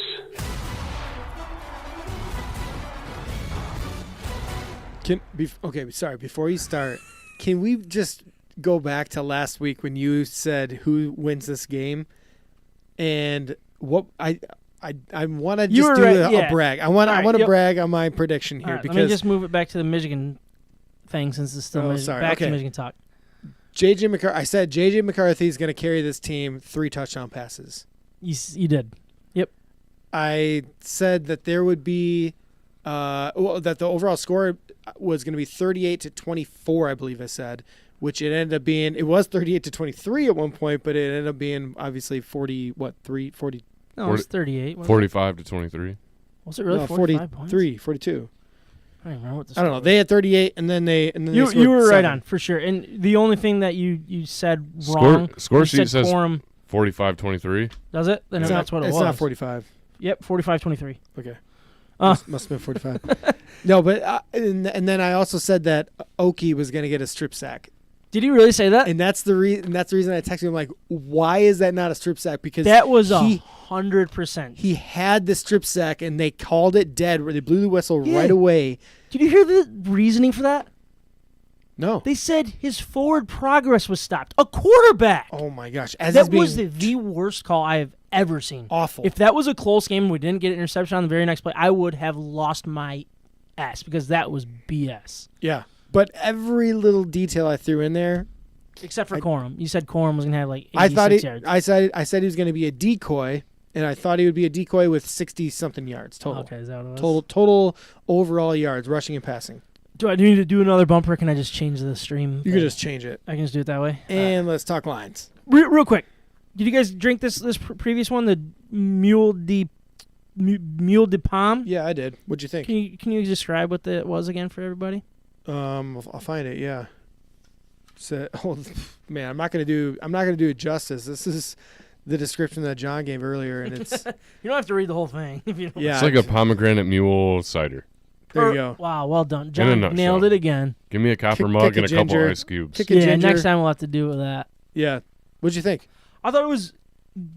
So the dryness I liked. Yeah. I don't know if it was just because we went sweeter and then going to the gingery taste. It didn't taste as good for me. I think if I started with that, it would probably taste a little better personally. But I gave it a 7.5, and I think again might be a little too low because I think it's well done. It just the going from one to the other didn't go right for me. I don't know what about you guys. I'm going to change my grade on the first one to an 8.2, and I'm going to put that one at like a 7.6. Yeah. I think it was not as good as the first one, honestly. Yeah, I agree. Nothing to knock on it. It was a smooth drink. I drink those the pomegranate vitamin waters every now and then. Oh, yeah. And so there was like, that familiarity there, but it's not as good as the first one. Yeah, I'll go 7.7. Good. Like if this is a standalone grade, 7.7's a pretty good score there. It is, yeah. Yep. But compared to the first one, there was something missing. It felt a little disjointed. Like there was sweetness, but also really bitter and really dry. So I wasn't sure what it was trying to go for all the way. But I am a big fan of pomegranate, and I know it's naturally dry. So I get where they were going. Yeah, so for the people that might have missed the beginning of the episode, we're drinking this celebration mode party pack that Blake's Hard Cider Company did. So we're celebrating Michigan's win. I think their celebration is more like Thanksgiving stuff. I took it as celebrating Michigan's win. I don't know, but that might just be me. But back on Thursday, the Detroit Lions lost a hard-fought game against the Bills, 28-25 on a 45-game winning field goal by the Bills after Badgley hit a game-tying 51-yard field goal with just 32 seconds left. After a 3-and-out for each team, the Lions took the early lead.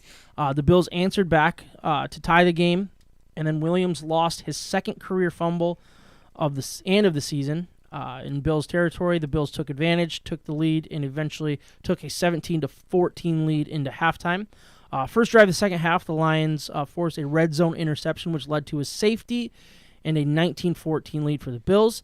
It looked like the wheels were about to fall off here after a missed 29-yard field goal, but the defense forced multiple punts, and the Lions took the lead after a Chark touchdown and a successful 2-point conversion to take the 3-point lead. A touchdown for Diggs and a missed extra point allowed the 51-yard game-tying field goal. But on the first play, Allen to Diggs for 36 yards to the Lions' 36-yard line and 12 more yards on the ground. The Bills set up Bass for the 45-yard field goal, which pretty much ended the game right there. The Lions end their 3-game winning streak, fall to 4-7 on the season, and are pretty much in a do-or-die mode the rest of the year if you're sitting on playoffs here. Jared Goff, 23 of 37, 240 yards, two touchdowns, no interceptions.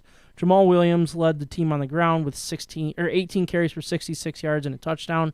Amon-Ra St. Brown, another good game, 9 catches for 122 yards and a touchdown. Look, they were a 9-point underdog, I believe, is what it closed at home, and you didn't expect a whole lot. But they showed up. They played good football in this game, and it's not a moral victory. It is a moral victory, but it's not previous moral victories that we've seen in the past, in my opinion. It's not like we played the Chiefs really tough, even though we're 0-4, and we're going to be 0-5, 0-6, 0-7. It's more or less, look, we just won 3 games for the first time in who knows how long, since I was probably 5. 3 games in a row. At least it feels that way. 2018, 2017, I think. Yeah, 5 years at least. Yeah, something like that. This game on paper would feel like a moral victory if it wasn't coming off of a 3-game winning streak. Is basically where I'm at. Look, do I think this team's going to make the playoffs? No. I think they set themselves up to be in a really tough spot, and it feels impossible to make the playoffs. I get that. But it feels like they're building something. It feels like they're becoming a good football team, even when they are missing some talent. They're playing good football. What did you guys think about this game? I don't really have a direction I want this to go.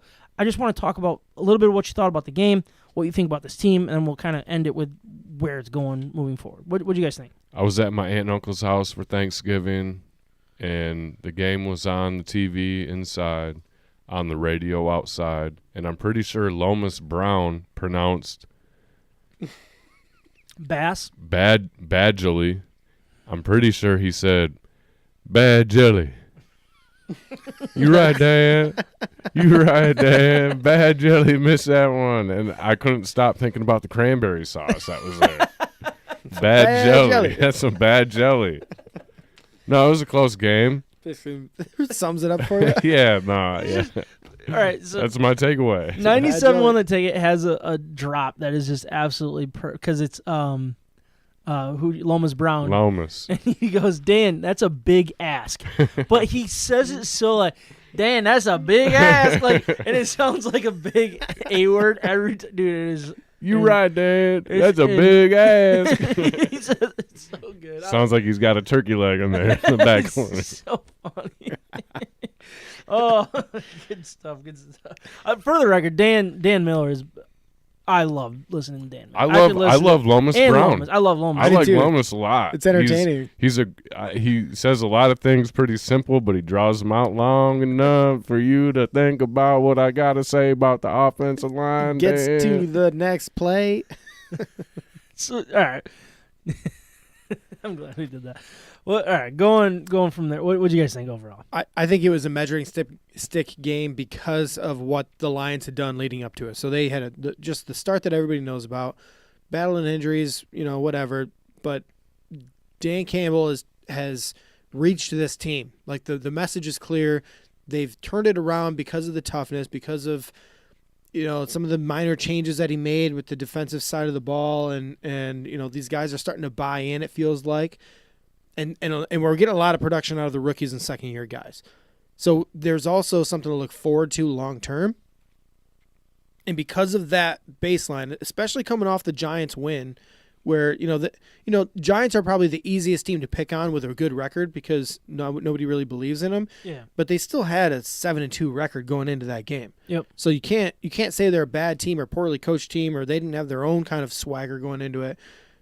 Lions took that from them and dominated that game. And so now it was like, okay, what kind of team are we really working with when they face some real competition, some real talent that could take over a game? How are you going to react in those situations where you should sack Josh Allen 3 times and he carves you up and throws a touchdown? Well, I think we saw it is that this team doesn't ever break. Like they will just continue to go. They might get beat.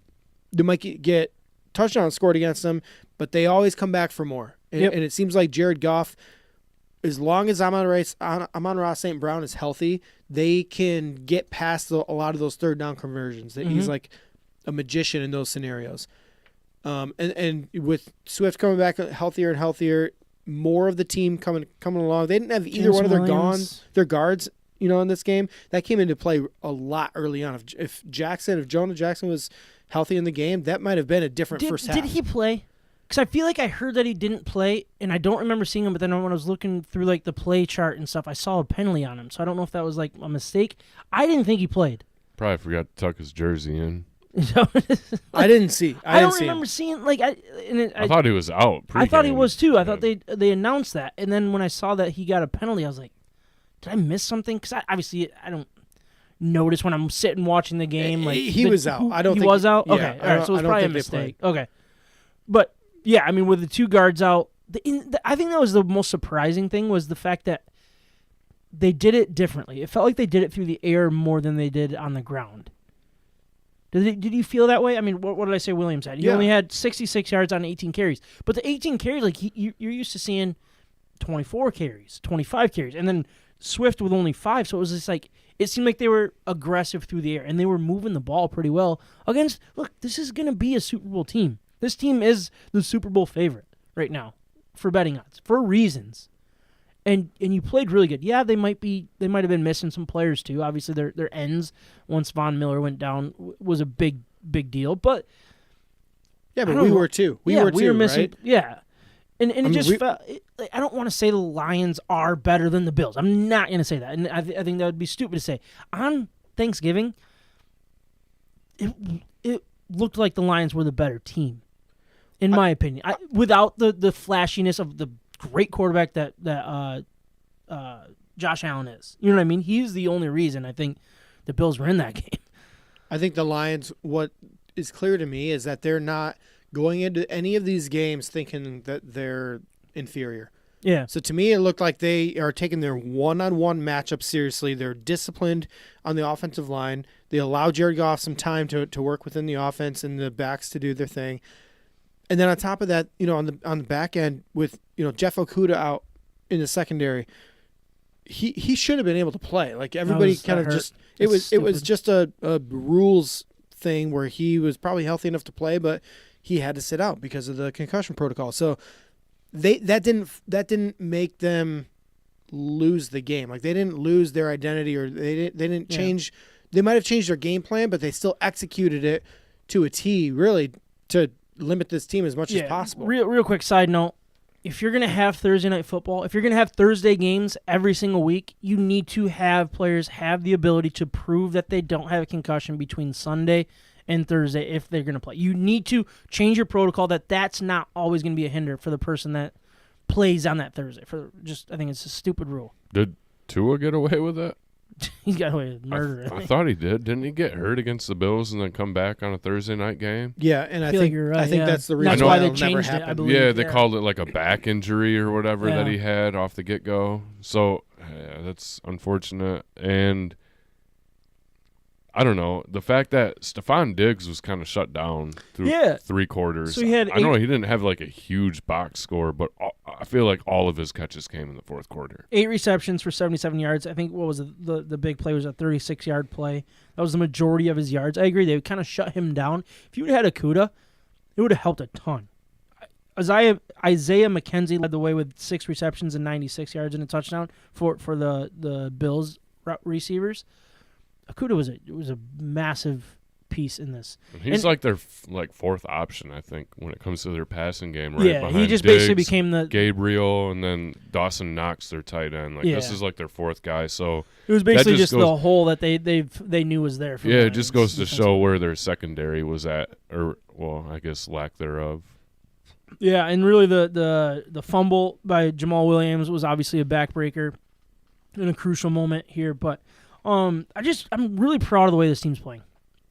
I know I hate saying that after a loss because this is a win league. You have to win to show something.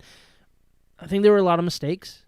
I'm curious about what you guys think about the clock management by because obviously Romo was making a huge deal about it at halftime and towards the end of the game about the clock management by Dan Campbell. So that became a talking point in Detroit Sports Talk Radio. What did you guys think of it? Because I have an opinion that I feel like I'm completely wrong because based on what everybody else is saying.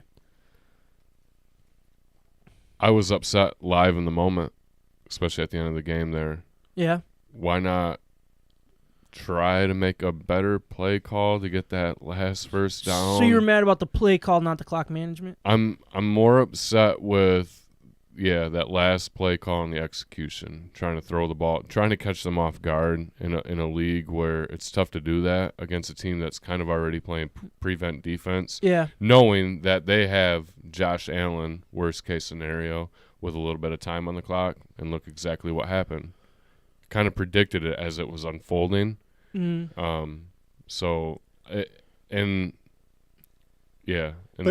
But you don't have an issue with the clock going down as far as it did leading into that moment? Because I think that's the argument, right? Yeah, the there was the timeout issues and not using them. Well, especially in the first half, you got to use them, right? You can't carry them with you in your pocket and bring them back out in the second half. Yeah, so let's start with the first half timing, and I don't have the whole scenario in place, but basically the Lions were driving towards the end of the first half. It was getting down to the 2-minute warning or so. And they had 3 timeouts. I think the Bills still had 3 timeouts, and they were throwing the ball. They weren't kind of milking the clock the way that people thought that they should to kind of wear it down and get the last touchdown, if you will. So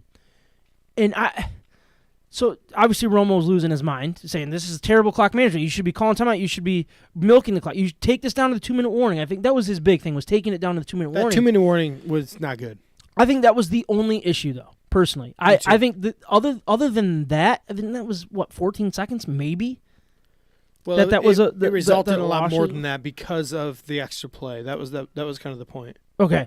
Because they ran a play with 2:03 on the clock. Yeah, okay. I think that clock. Yeah, stop. And it was a throw, which meant you had to.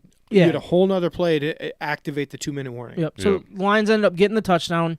You gave the Bills plenty of time to go down into field goal range. They didn't use any of their timeouts, anything like that. Look, I agree that it felt like they could have took it down to the 2-minute warning and do it a little differently. He did say on 97 Will Take It, I think it was today he was trying to give his team a chance to get a stop and then get more points on top of that. And the way that he was calling it before the 2-minute warning was like, we were supposed to score earlier. That was the goal. And that's when it went awry, was when they didn't score on their scoring plays that they were trying to put into place. So they were trying to score with 3 minutes left, and it wasn't happening. That's when the clock just kind of got down to the 2-minute warning. That was the issue. And I actually understood it. A lot of people were angry about that response for him because they were like, well, you can't leave Josh Allen with that much time. The time didn't hurt. Like what the Bills went down and did, the time had nothing to do with it because they had plenty of timeouts. There's plenty of time no matter what. So it was like, I understood what he was going at. He goes, hey, if we can get a score and then a stop and then another score, that's when we can really take control of the game. Well, and I understood that side of it. Now, I also understand the side of take as much clock as you can and all of those things. I do understand that. But I didn't think it was as egregious as Romo made it out to be. And if he didn't, I don't think Detroit Sports Talk Radio would have made it that big of a deal either. But my problem with that line of thinking is that you assume that you can drive the ball down the field against one of the best teams in football and run the clock out at will. Like you can't be creative in your play calling, or that you can run any play at all and run the clock down. No, if you have a 3 and out, you have a 3 and out. So what was most important in that drive is that they were successful in the drive and they moved the ball. Mm-hmm. And so I don't care if that's throws, runs, they need to prioritize their offense first. And I agree with you. I think, that response that he gave is fully acceptable to me. The only thing that you have to be aware of is that as you're running down to the 2-minute warning, why hurry up and run one more play so that you can get a playoff? At that point, you're down to 2 minutes. You're not going to have that 2-for-1 special type of scenario anymore. You could call 3 timeouts theoretically and get a ball back with maybe 30 seconds or 40 seconds left, and maybe that's what he's still thinking. But at that point, prioritize your points. Like, I don't know. The odds of doing that are so low compared to the odds of Josh Allen doing something.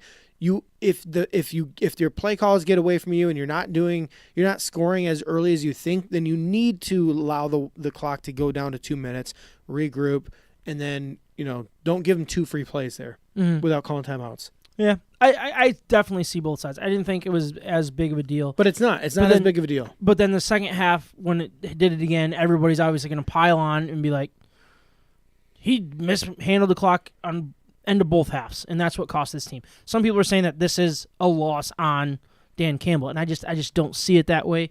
It feels like an execution thing. And John, you kind of brought up, so to kind of go back to the second half now, the end of the game, it was a 3rd and 1 from 40-yard line. I don't know what would make a 51-yard field goal. I've always been bad at that. But it's plus 17.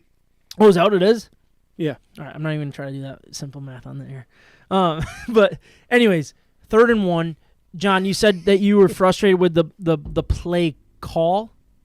And I don't want to start an argument here between us. And I understand that's what a lot of people are saying, but I don't think it was the play call. I think it was the play execution. And I know that's a easy way to not question a play call, but I thought Amon-Ra St. Brown was wide open. I thought DJ Shark was actually open. It was a bad throw. And if that connects with either one of those guys, that play call was absolutely brilliant. Now, sorry, but the thing that frustrated me was the lack of aggressiveness after the fact. Yeah, they kicked the field goal, tied it up. I didn't expect him to hit a 51-yard field goal for the record, and he did, and that was great. But I was frustrated that they took that shot and then didn't go for it. I think if you're going to be aggressive, continue to be aggressive. That was his opportunity to win a game. Go for it on 4th down. Yeah. Yes. And I'm not saying that was a bad play call, but all day long, Jared Goff was feeding off of Amon-Ra St. Brown and Khalif Raymond. Short passes, give guys a quick opportunity to get open, predict that throw, make that throw. Now you're telling them to air it out on a 3 and 1, 3rd and 1. Yeah.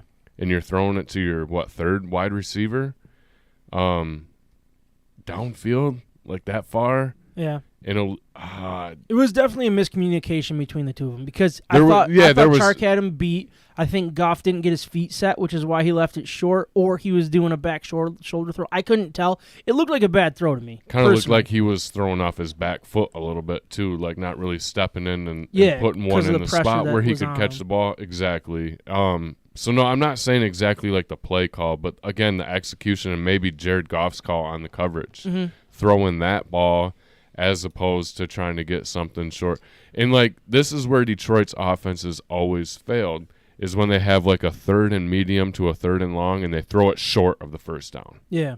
Now you have a 3 and 1, 3rd and 1, and you only got to dump the ball a couple yards downfield. Now you take those plays. Yeah. Throw it to where you would be short of the 1st down on a 3rd and 6 and get that 1st down, keep the ball moving, keep the clock on your side, kick the field goal in the game. Yeah, I think you either kick a field goal to end regulation or you're going for the end zone. Personally, I hated the fact that they left a 51-yard field goal that shouldn't be made.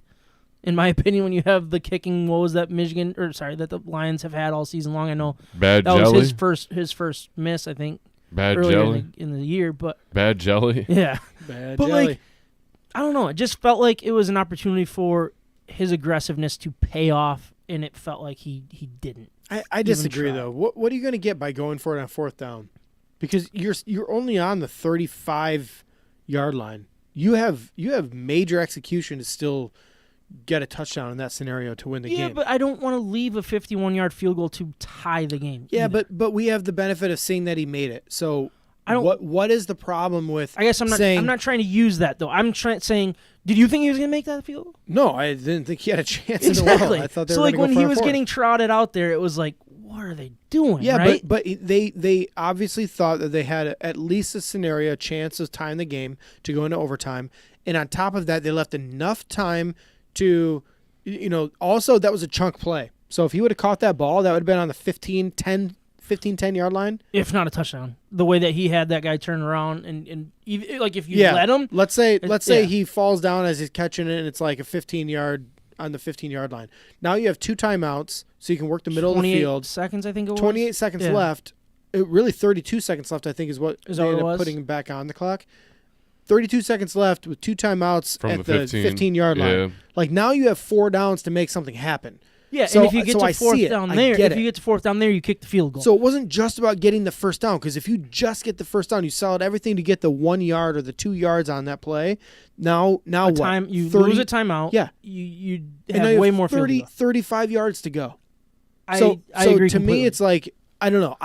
He gave himself as many options as possible in that moment. If you're going to question anything, you would question why did you not hit Amon-Ra St. Brown. No, why did you need a chunk play in that scenario? Why did you need a chunk play? Because you could have called a timeout really early on with a minute left or a minute 7 remaining. When they were all like resetting to the Yes. ball, yeah. Yes, so if they would have done it at that point, then you would have been able to run a little 2-yard third down play and then regather, spike the ball, have three 1 timeout and 3 plays left at the 20-25-yard line. Like they could have given themselves a different route for the same opportunity. So do you put partial blame on Dan Campbell here? No, I don't think so. For me, this is not a game that was won or lost by the coaching staff.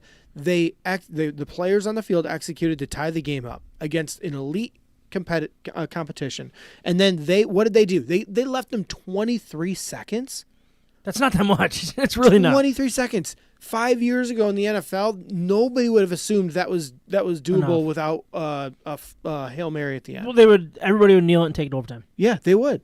So only with Josh Allen and Patrick Mahomes has this become a legitimate option to move the ball down the field in 23 seconds. Just so happens that it's happened to the Lions. And Aaron Yeah. Rodgers. Yeah. Well, Rodgers. and Stafford's done it a couple times too. Yeah. In Pulled Ford the Field. rabbit out of his hat. But I mean, again, this is something where we set ourselves up to at least give ourselves another chance at this. The players executed on the field. The game was tied. 23 seconds left. Yeah. It took, and I think the announcers did a great job of saying, there's maybe 4 or 5 quarterbacks in the history of the NFL that could make this throw over the middle. And how As hard as he had to throw it. freaking close was Kirby Joseph to getting that? I mean, Like, his hand was there. It just went. It almost looked like Diggs was kind of surprised that got through to him. He Yeah. was like, oh, I got it. And that was probably their one shot. And if they got an incomplete pass, they probably would have taken it to overtime. They're like, we got one chance here. This is the throw. If it doesn't work, then we're going to just move on. I agree. And that was how close they were to winning this football, or Having a chance. getting this game to overtime. So, I don't know. I think it was a measuring stick game going back to the very beginning. I think it was a measuring stick game for the Lions to understand if this strategy, if this regime is onto something, and I think they are. These players believe that they can compete against the guy next to them or across from them. Yeah, I mean, they covered the spread, right? The Lions did. Right? Exactly. Yeah. So, I don't know. I feel that's the biggest part because there really haven't been, if you watch the weekly matchups, there really haven't been many games that have flirted with that double-digit Spread. Yeah. And being a 9-point spread, I think when we had our picks in, it was like maybe 9.5. Yeah, something like that. But, I mean, that's damn near a double-digit lead against a team. I mean, let's face it. Everybody will pick Buffalo to beat Detroit. Yeah. That's why that was that number was so high. Yep. So it was just good to see that they're at least trying to compete with the best of the best, like you said. So I did want to real quick talk about the playoff picture. Obviously, we're out of the division unless something absolutely crazy happens with Minnesota. But what we're looking at here is there's 3 wild card positions. I would say Eagles/Cowboys will get that first wild card spot. I think Cowboys are at 7 wins. I think they're 7-3. Eagles are, I think, 10-1 or something like that. I think they might have one more game. Doesn't matter. But it just feels like you're fighting for these last 2 wild card spots. And the Lions are on the graphic. So currently you have the Giants at 7-4 in the 6th seed, and then Washington Commanders jumping up to the 7th seed with a 7-5 overall record. And you're sitting here looking at the Lions at 4-7, which I know doesn't feel like they should have a chance here. You also have the Seahawks ahead of them and the Falcons currently ahead of them. Like, really, you look at the Giants in Washington, Lions have head-to-head over them. That could be very big moving forward here, because I'm not saying that the Lions are going to do this. I'm just saying it's still on the table. So you got Jags, Vikings, Jets, Panthers, Bears, Packers. From what we've seen for the last 4 games for this team, I'm not saying they're going to lose any of... There's not one of these games that I'm like, it's a loss. They're not going to win this game. They got a chance. They will. They have a chance to do this. Now, winning 6 straight or whatever, that's unheard of for the Lions, and I get that would be ridiculous. But the schedule lays out. The playoff picture lays out. I don't think this team's dead yet. I really don't.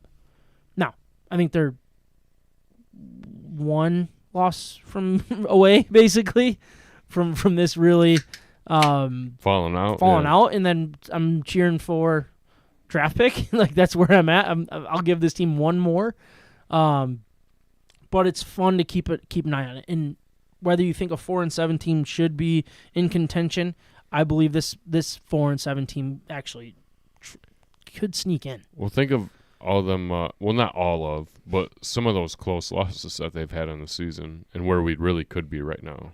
We could be the Giants in this playoff picture.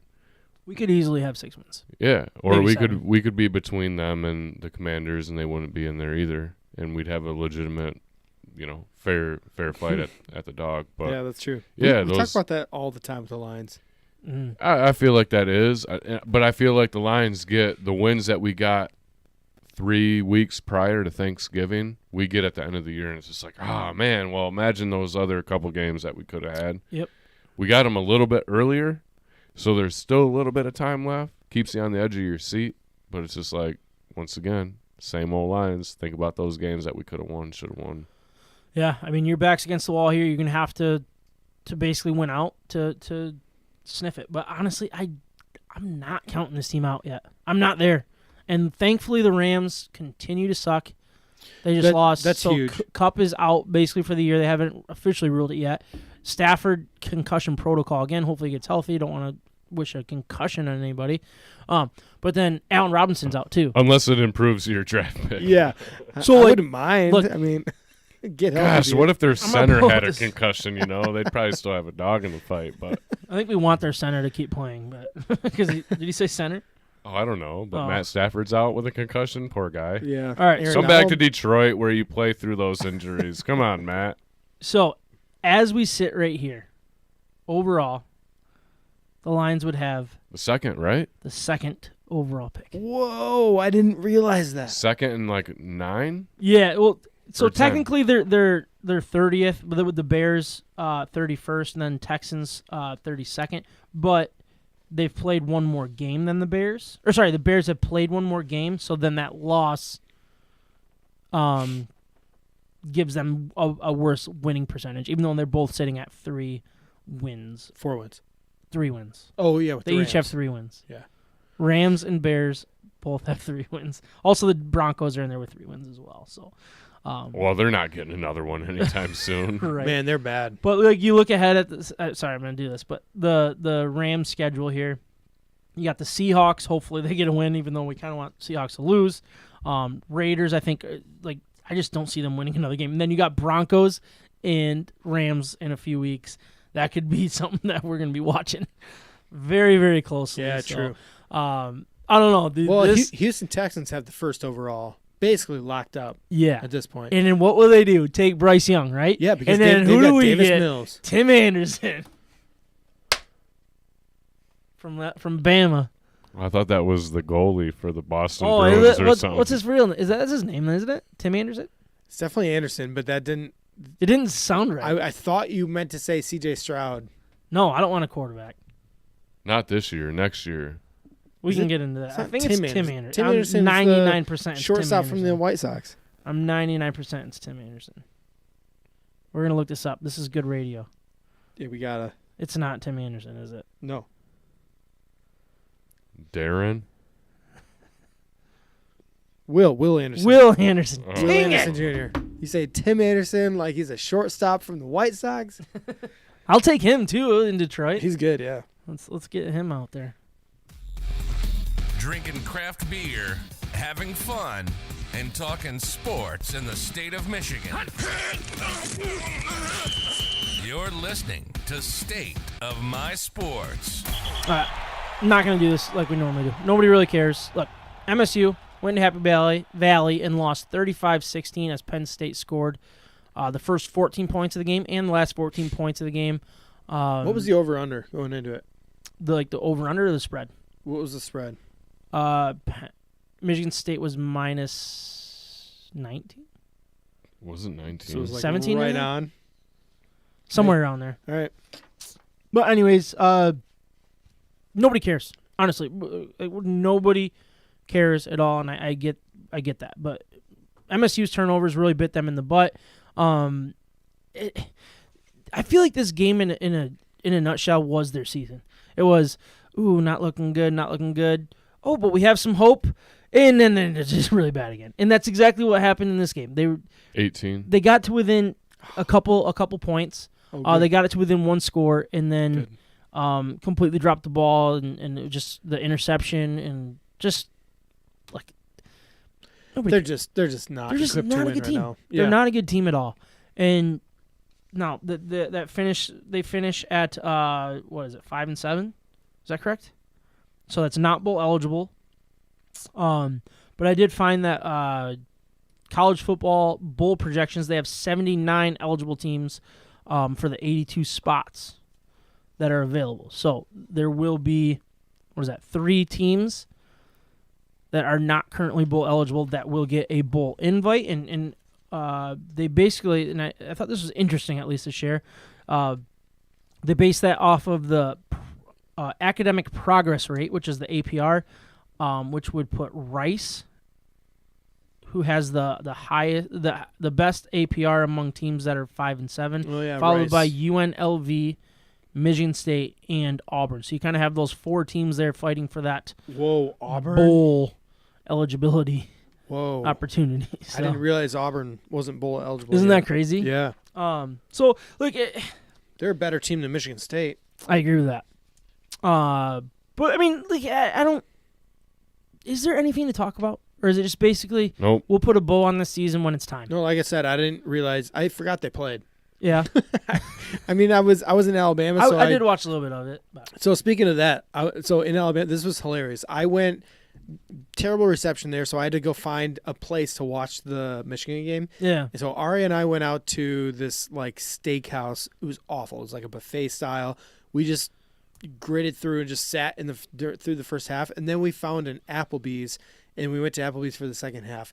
We ordered some food and stuff, and it was like we had 2 TV. There were like 3 or 4 TVs. Like the main TV had Michigan, Ohio State, but they're playing like music in the background, so I can't hear the announcers and stuff. Really?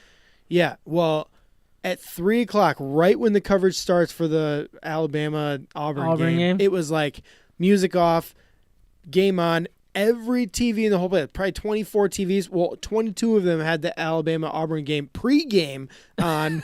Well, as I'm listening to Bryce Young's, life story and everything, as they're setting up this game in Alabama.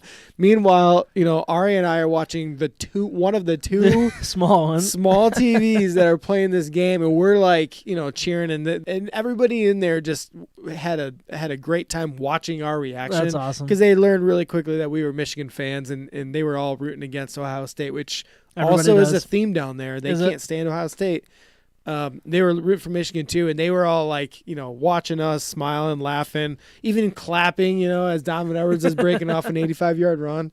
So that was the kind of, I don't know what I was going through with my son watching the game. It was a ton of fun, but obviously I would rather have been able to listen to the game and, I don't know, experience it the same way everybody else did, but I did the best I could. Yeah, that's awesome. We have to I meant listen. to ask you about that. We have to listen back to the Spartans season preview and go over win-loss predictions. I want to do that for next week. Next week, if they're not in a bowl game. I feel like we had a lot to talk about here this week. We'll have a little bit of football to talk about next week. So I want to put it on there, but I don't want to guarantee it either if we run out of time. Well, we don't have to play it. I think we should just go back and maybe listen to it between now and next week and see what everybody said for win-loss total. I actually started listening to it today, and then I was got about 10 minutes in. I'm like, there's no way we're going to have time to get into all of this in-depth stuff. Oh, no. Definitely not tonight. So I literally I don't just want to think turned it about off. it. I don't want to think about it. No, but that's basically all we got for Michigan State. I mean, there's really nothing else to talk about. Go Blue. Drinking craft beer, having fun, and talking sports in the state of Michigan. You're listening to State of My Sports. Have we drank any this one yet? Actually, this is our last one, right? So That's we'll do this our during last our beer one. grade segment. We right? got to grade that peach one. The peach party. Oh yeah, all right, yeah. It's grade the peach party. Explain that one. The real peach quick. party from our backyard since 1946. It's sweet peach and bold blackberry cider with a story to share. Go to blakeshardcider.com. That was well done. Man, I don't know why I ever read anything on this podcast when I have you there. Just silly of me. I don't read anything either. It comes all off the top. Betting Hero segment. Ryan, eyes. can you explain Betting Hero real quick while I write down Micah's picks? Yeah, go ahead. BettingHero.com. Promo code MyBets. Yeah. If you're Check it out. interested. Call us out. Get us some money. Get yourself some money. We don't believe that you'll do it, but I don't know. No. And really don't. we're all just a little bit north of 500 besides Kyle, so don't listen to our picks and put money on them this week. Oh, hold on. Hey, we're a little farther north than that. Micah is having a really good year. 56-40. I've had a couple bad weeks. A couple You weeks have. ago, I remember I said, this is my chance to get one on Micah, and then I picked 4 against him, and I lost 7. Yeah. All of them. Ryan, you are in second at 53-43 Nice. overall after a 5. So everybody had a 5-3 week except for me. I went 3-5. John, you jumped me officially. You are at 51-45. I am 50-46, and Kyle back up to 500 Hey, look at that. at 48 Hey, that's a and great, 48. He hasn't great got me batting, his picks this week though. great batting average for a Yankee, It is right? right. Small ballpark. Small ball right field. Thursday night football. You got the Bills at the Patriots. Patriots plus 5. Micah is taking the Bills. Ryan, what are you going to do? Yeah, I'm going to take the Bills. John. They've played in a lot of close games, right? The Bills, they've lost some that they should have won. Give me the Bills. They also had a week. They had a week to recover for this game.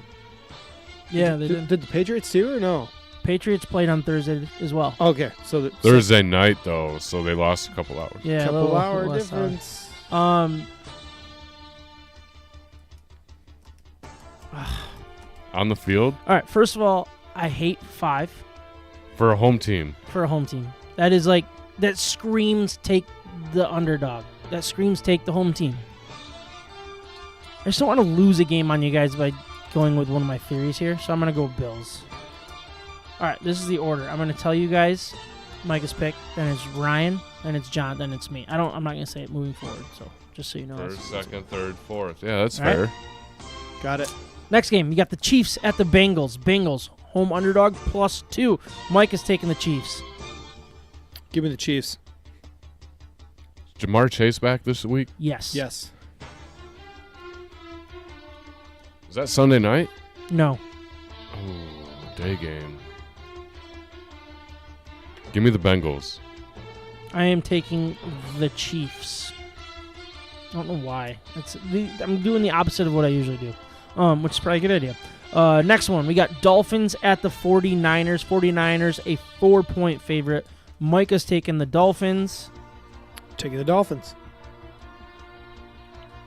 Hey, this is two quarterbacks. All they do is just win, baby. But give me Jimmy G in San Francisco 49ers. I'm taking the 49ers as well. Let's go, Sam. I think they're starting to ramp things up a bit here. And I'm not sure about the Dolphins yet. Still don't buy in. Anyways, They're just really good. last NFL game, you got the Jags at the Lions. Lions 1.5-point underdog. Micah's taking the Lions. Man, Jags are very similar to the Lions. They're surprising a lot of people this year just with how competitive they are. At the Lions, though, I'm going to take them. I'm going to take Lions. What did Micah take? The Lions? Yeah. All right, give me the Lions. Travis Etienne for the Jags is dealing with a foot injury. I have him on my fantasy squad. He Good to put know. up 0.3 points. I lost by 0.7 this past weekend. Dang, Got hurt Whoa. after 2 carries. 0.7? 0.7. that sucks. That's devastating. taking So the Lions. I think he'll be back. They're saying that it's not a serious injury, but I don't think he's going to be 100%. I think the Lions going to. I think Lions win this game. I think the wrong team is favored. I think it's an embarrassment that the Jags are favored. So I'm taking the Lions. Moving to the Pac-12 championship. This is Friday at 8 o'clock. You got Utah versus USC. USC -3. Micah's taking USC. Man, Utah is so well coached in these kind of games. But I'm going to take USC. I believe in the Lincoln Riley formula. Johnny. They lost by 1. The first matchup. They're going to win by 17. Give me USC. Really? I'm going to take Utah. I think USC wins, but I think Utah keeps it close. Moving to the Big 12 championship, nooner on Saturday. You got K-State at TCU. TCU -2.5. Not at TCU. Sorry, versus TCU. Mike is taking Versus. TCU. K-State. You took mine, Ryan. Give me Kansas State. Wildcats? Get your head in the game. Wow, okay. Wait for that one. It just hit me. Like I wasn't planning. I didn't set that up at all. I want TCU to win, though. I want that top 4 to stay the same, but I'm taking TCU. Big 12 is so crazy. I just Yeah. feel like this is one to just stir the pot. Kyle's going to make all of his picks opposite of mine, and I'm going to finish in last place. It's going to be a big sweep. That sounds like something Kyle would do once he hears this, if he ever does. SEC championship game, 4 o'clock on Saturday. You got LSU versus Georgia, -17.5. Too much. Micah's taking LSU. Dang, Micah. Yeah, I'm going to take LSU too. I mean, Georgia, they could do it, but they're 1 week removed from scoring 16 points against Kentucky. So to cover by 17.5, too much. John, you said too many. Is that what you're going with? Yeah, give me Brian Kelly and the LSU Tigers. Yeah, I'm taking LSU as well. Just way too many points. The SEC just, I feel like they kind of cheat the system and try to make each other look better by playing close games. So Have to. It's a moving coach's on thing. to our last pick of the week. You got the Big Ten Championship, 8 o'clock, Purdue versus Michigan. Thank you. Does that really bother you? Yeah, it does, yeah. Really? Yeah. Verse? It's not verse, it's verses. Verse is part of a song, right? Yeah. Interesting. Purdue versus Michigan, minus 17. It's kind of been moving around a little bit. 16.5, 17. Is it going to move up? I got to know this. I think it's going to stay at 17, personally. Are we holding to these numbers? Yeah, as we always day hold of? the one we pick. Okay. Yeah. Mike Well, is on that note, no, go ahead. Mike is taking Michigan. Yeah, same. Michigan. Man, Micah and I went against him just to go against him like once, but I think it's only one. I think you're right. Does Purdue lose by 16? Jake Moody's going to have 4 field goals, so that's what, 12 points. Michigan's got to get 3 touchdowns. Give me Michigan. I haven't really picked against them much. I know it cost me against Illinois, but might have been the only time all year. I think Michigan could have a couple defensive scores here. Ooh. I think this game could get out of hand. Sanis Drill or whatever his name is. I don't know if it'll be him or not. I've heard Sane Strill. I've heard Sanis Drill. I've heard Sanis Trill. It's like Trill. I was actually surprised when I started.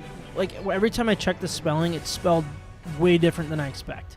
It's like Sant Rissel or like I don't know. It's weird. I say Saner still. I say Sandra still, even though it's Sant or something like that. It's like Santa Strill. Sant Ristel. Saint Strill. Saint Strill is I wonder good. if it is like a spinoff of a last name of Saint something. Brown.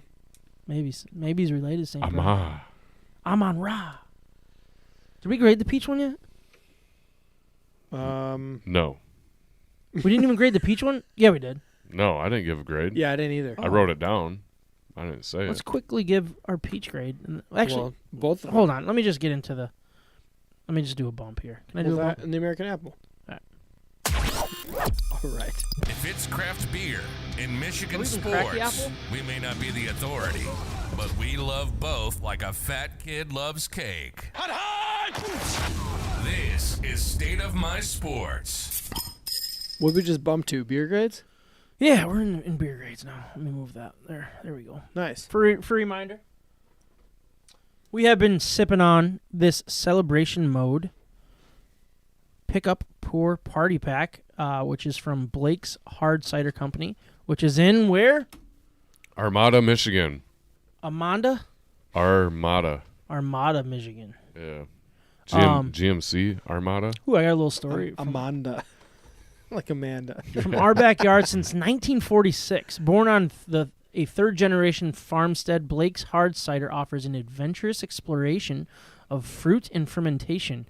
We're innovative farmers that embrace the sweet nectar from our soil and strive to be true stewards of cider. For over 75 years, Blake Farms has taken pride in growing, picking, and pressing our own apples to consistently introduce an authentic experience. Enjoy the fruits of our labor mindfully.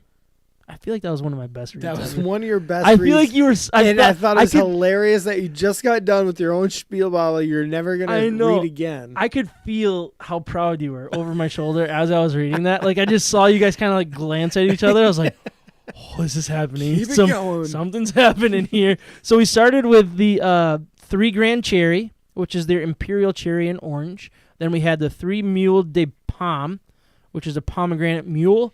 3 Peach Party, which is their peach and blackberry. We have not graded that one yet. Let's grade that little thingy there. So this one is 6.5% alcohol by volume. What did you guys give that one? I mean, we haven't really actually graded. I'm gonna go with a 7.4. I think we should have started. I think we did this wrong. I really do. You got to start in the middle of the pack. Yeah, I think we should have started on a different one. I think we should have started with the palm. On ice. And then went to the peach, and then to the cherry, and then finished with the apple. Yeah, but that's because that's the way you want to grade them.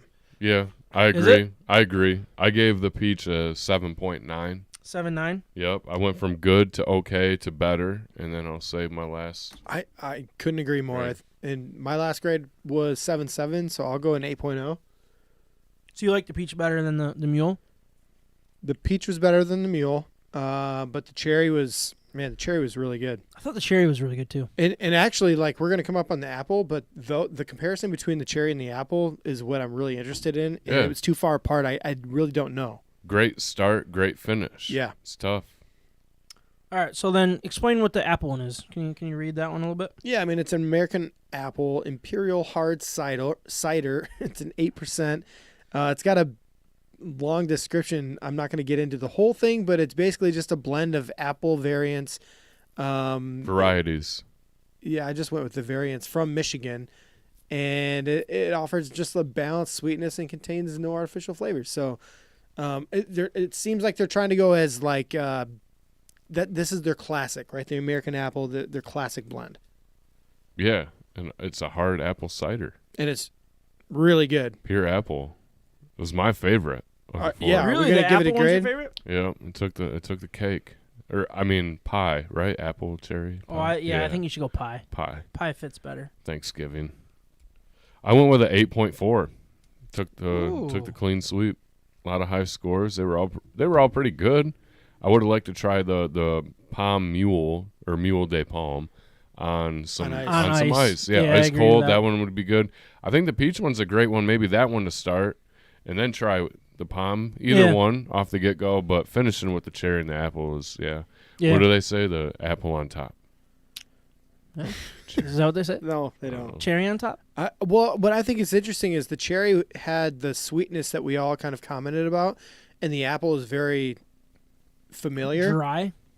Well, I mean, it's got some sweetness, but it's so apple. So I mean, it doesn't feel like flavoring. Yeah, it brings you just through the fall harvest. Yeah. Harvest time. So I'd love to taste both of those back to back because I think that comparison would be interesting. My favorite is the apple though. I think 8.6. Like I'm a huge fan. Overall, Blake's to me, it's kind of they're on my radar now. Going back to the festival down at the DeVos place, like Blake's was lined up on the same wall with Vandermill. I'm a fan of Vandermill. I think Blake's is taking the reins. Interesting, on that one. really? Yeah, for Michigan, Michigan ciders. So I did like the apple. I did. I liked it just right up there with the cherry. I think they were both. I gave them both point at 8.0 personally. That they were great. What about interpersonally? I don't have an interpersonally opinion. So you not a cider guy? I'm wondering that.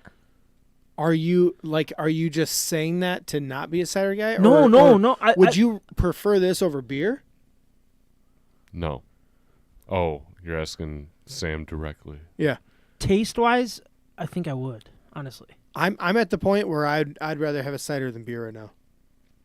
Honestly, over the course of 183 episodes, I don't crave beer like I used to.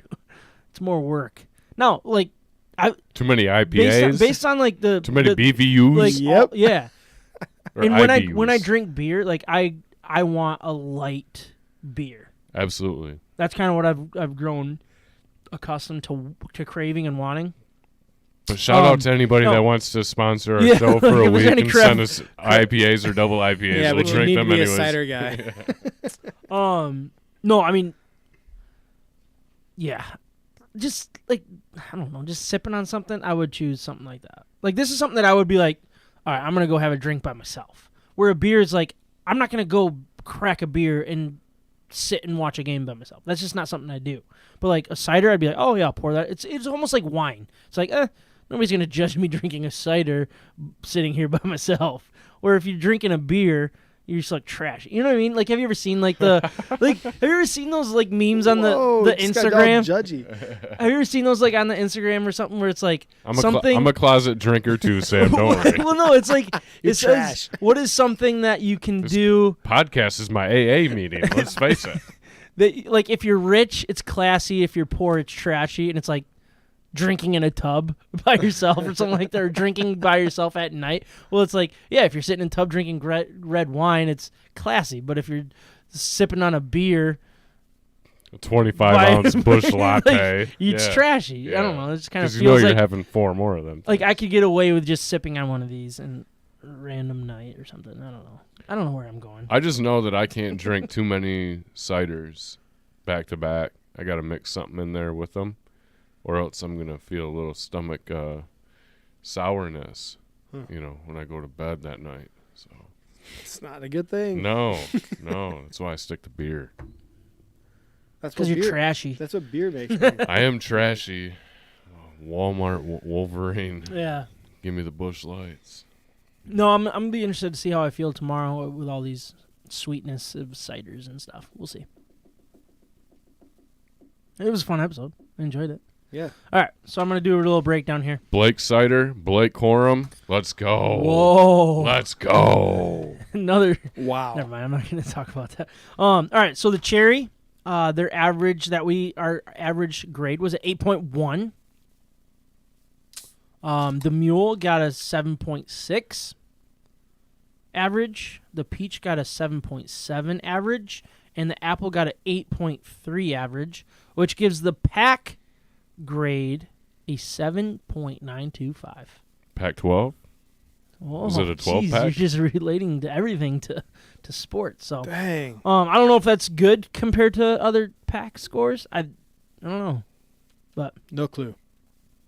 anyways, that was fun. I really liked it, though. I mean, I enjoyed it. looking at all these, most of the time in a pack, you're going to find a weak link. Yeah. You could say that it's the mule, but, I mean, we didn't even drink it the right way. I think if we put that on ice this weekend, Yeah.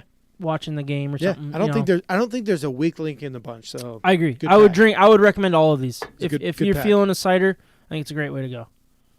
But cool. Get Fun the whole episode. pack. Get the whole pack. Buy it from wherever you want to buy it from. always I good don't know. week, right? Michigan pulls out the dub against Ohio State. Love that. Celebrate. Let's just celebrate that. Let's never forget what Celebration mode. That was episode 183. Celebration mode. Thank you guys for recording. Thank you all for watching, listening. We'll talk to you next week, if not sooner. You've been listening to State of My Sports. From the Red Wings to the Lions, to the Tigers to the Pistons, to Michigan and Michigan State, and everything in between, we're talking about it. And don't forget the beer. We hope you enjoyed the show. Make sure to like, rate, and review. In the meantime, hook up with us on Instagram, Facebook, Twitter, YouTube, and Twitch at State of My Sports with an MI. We'll see you next time.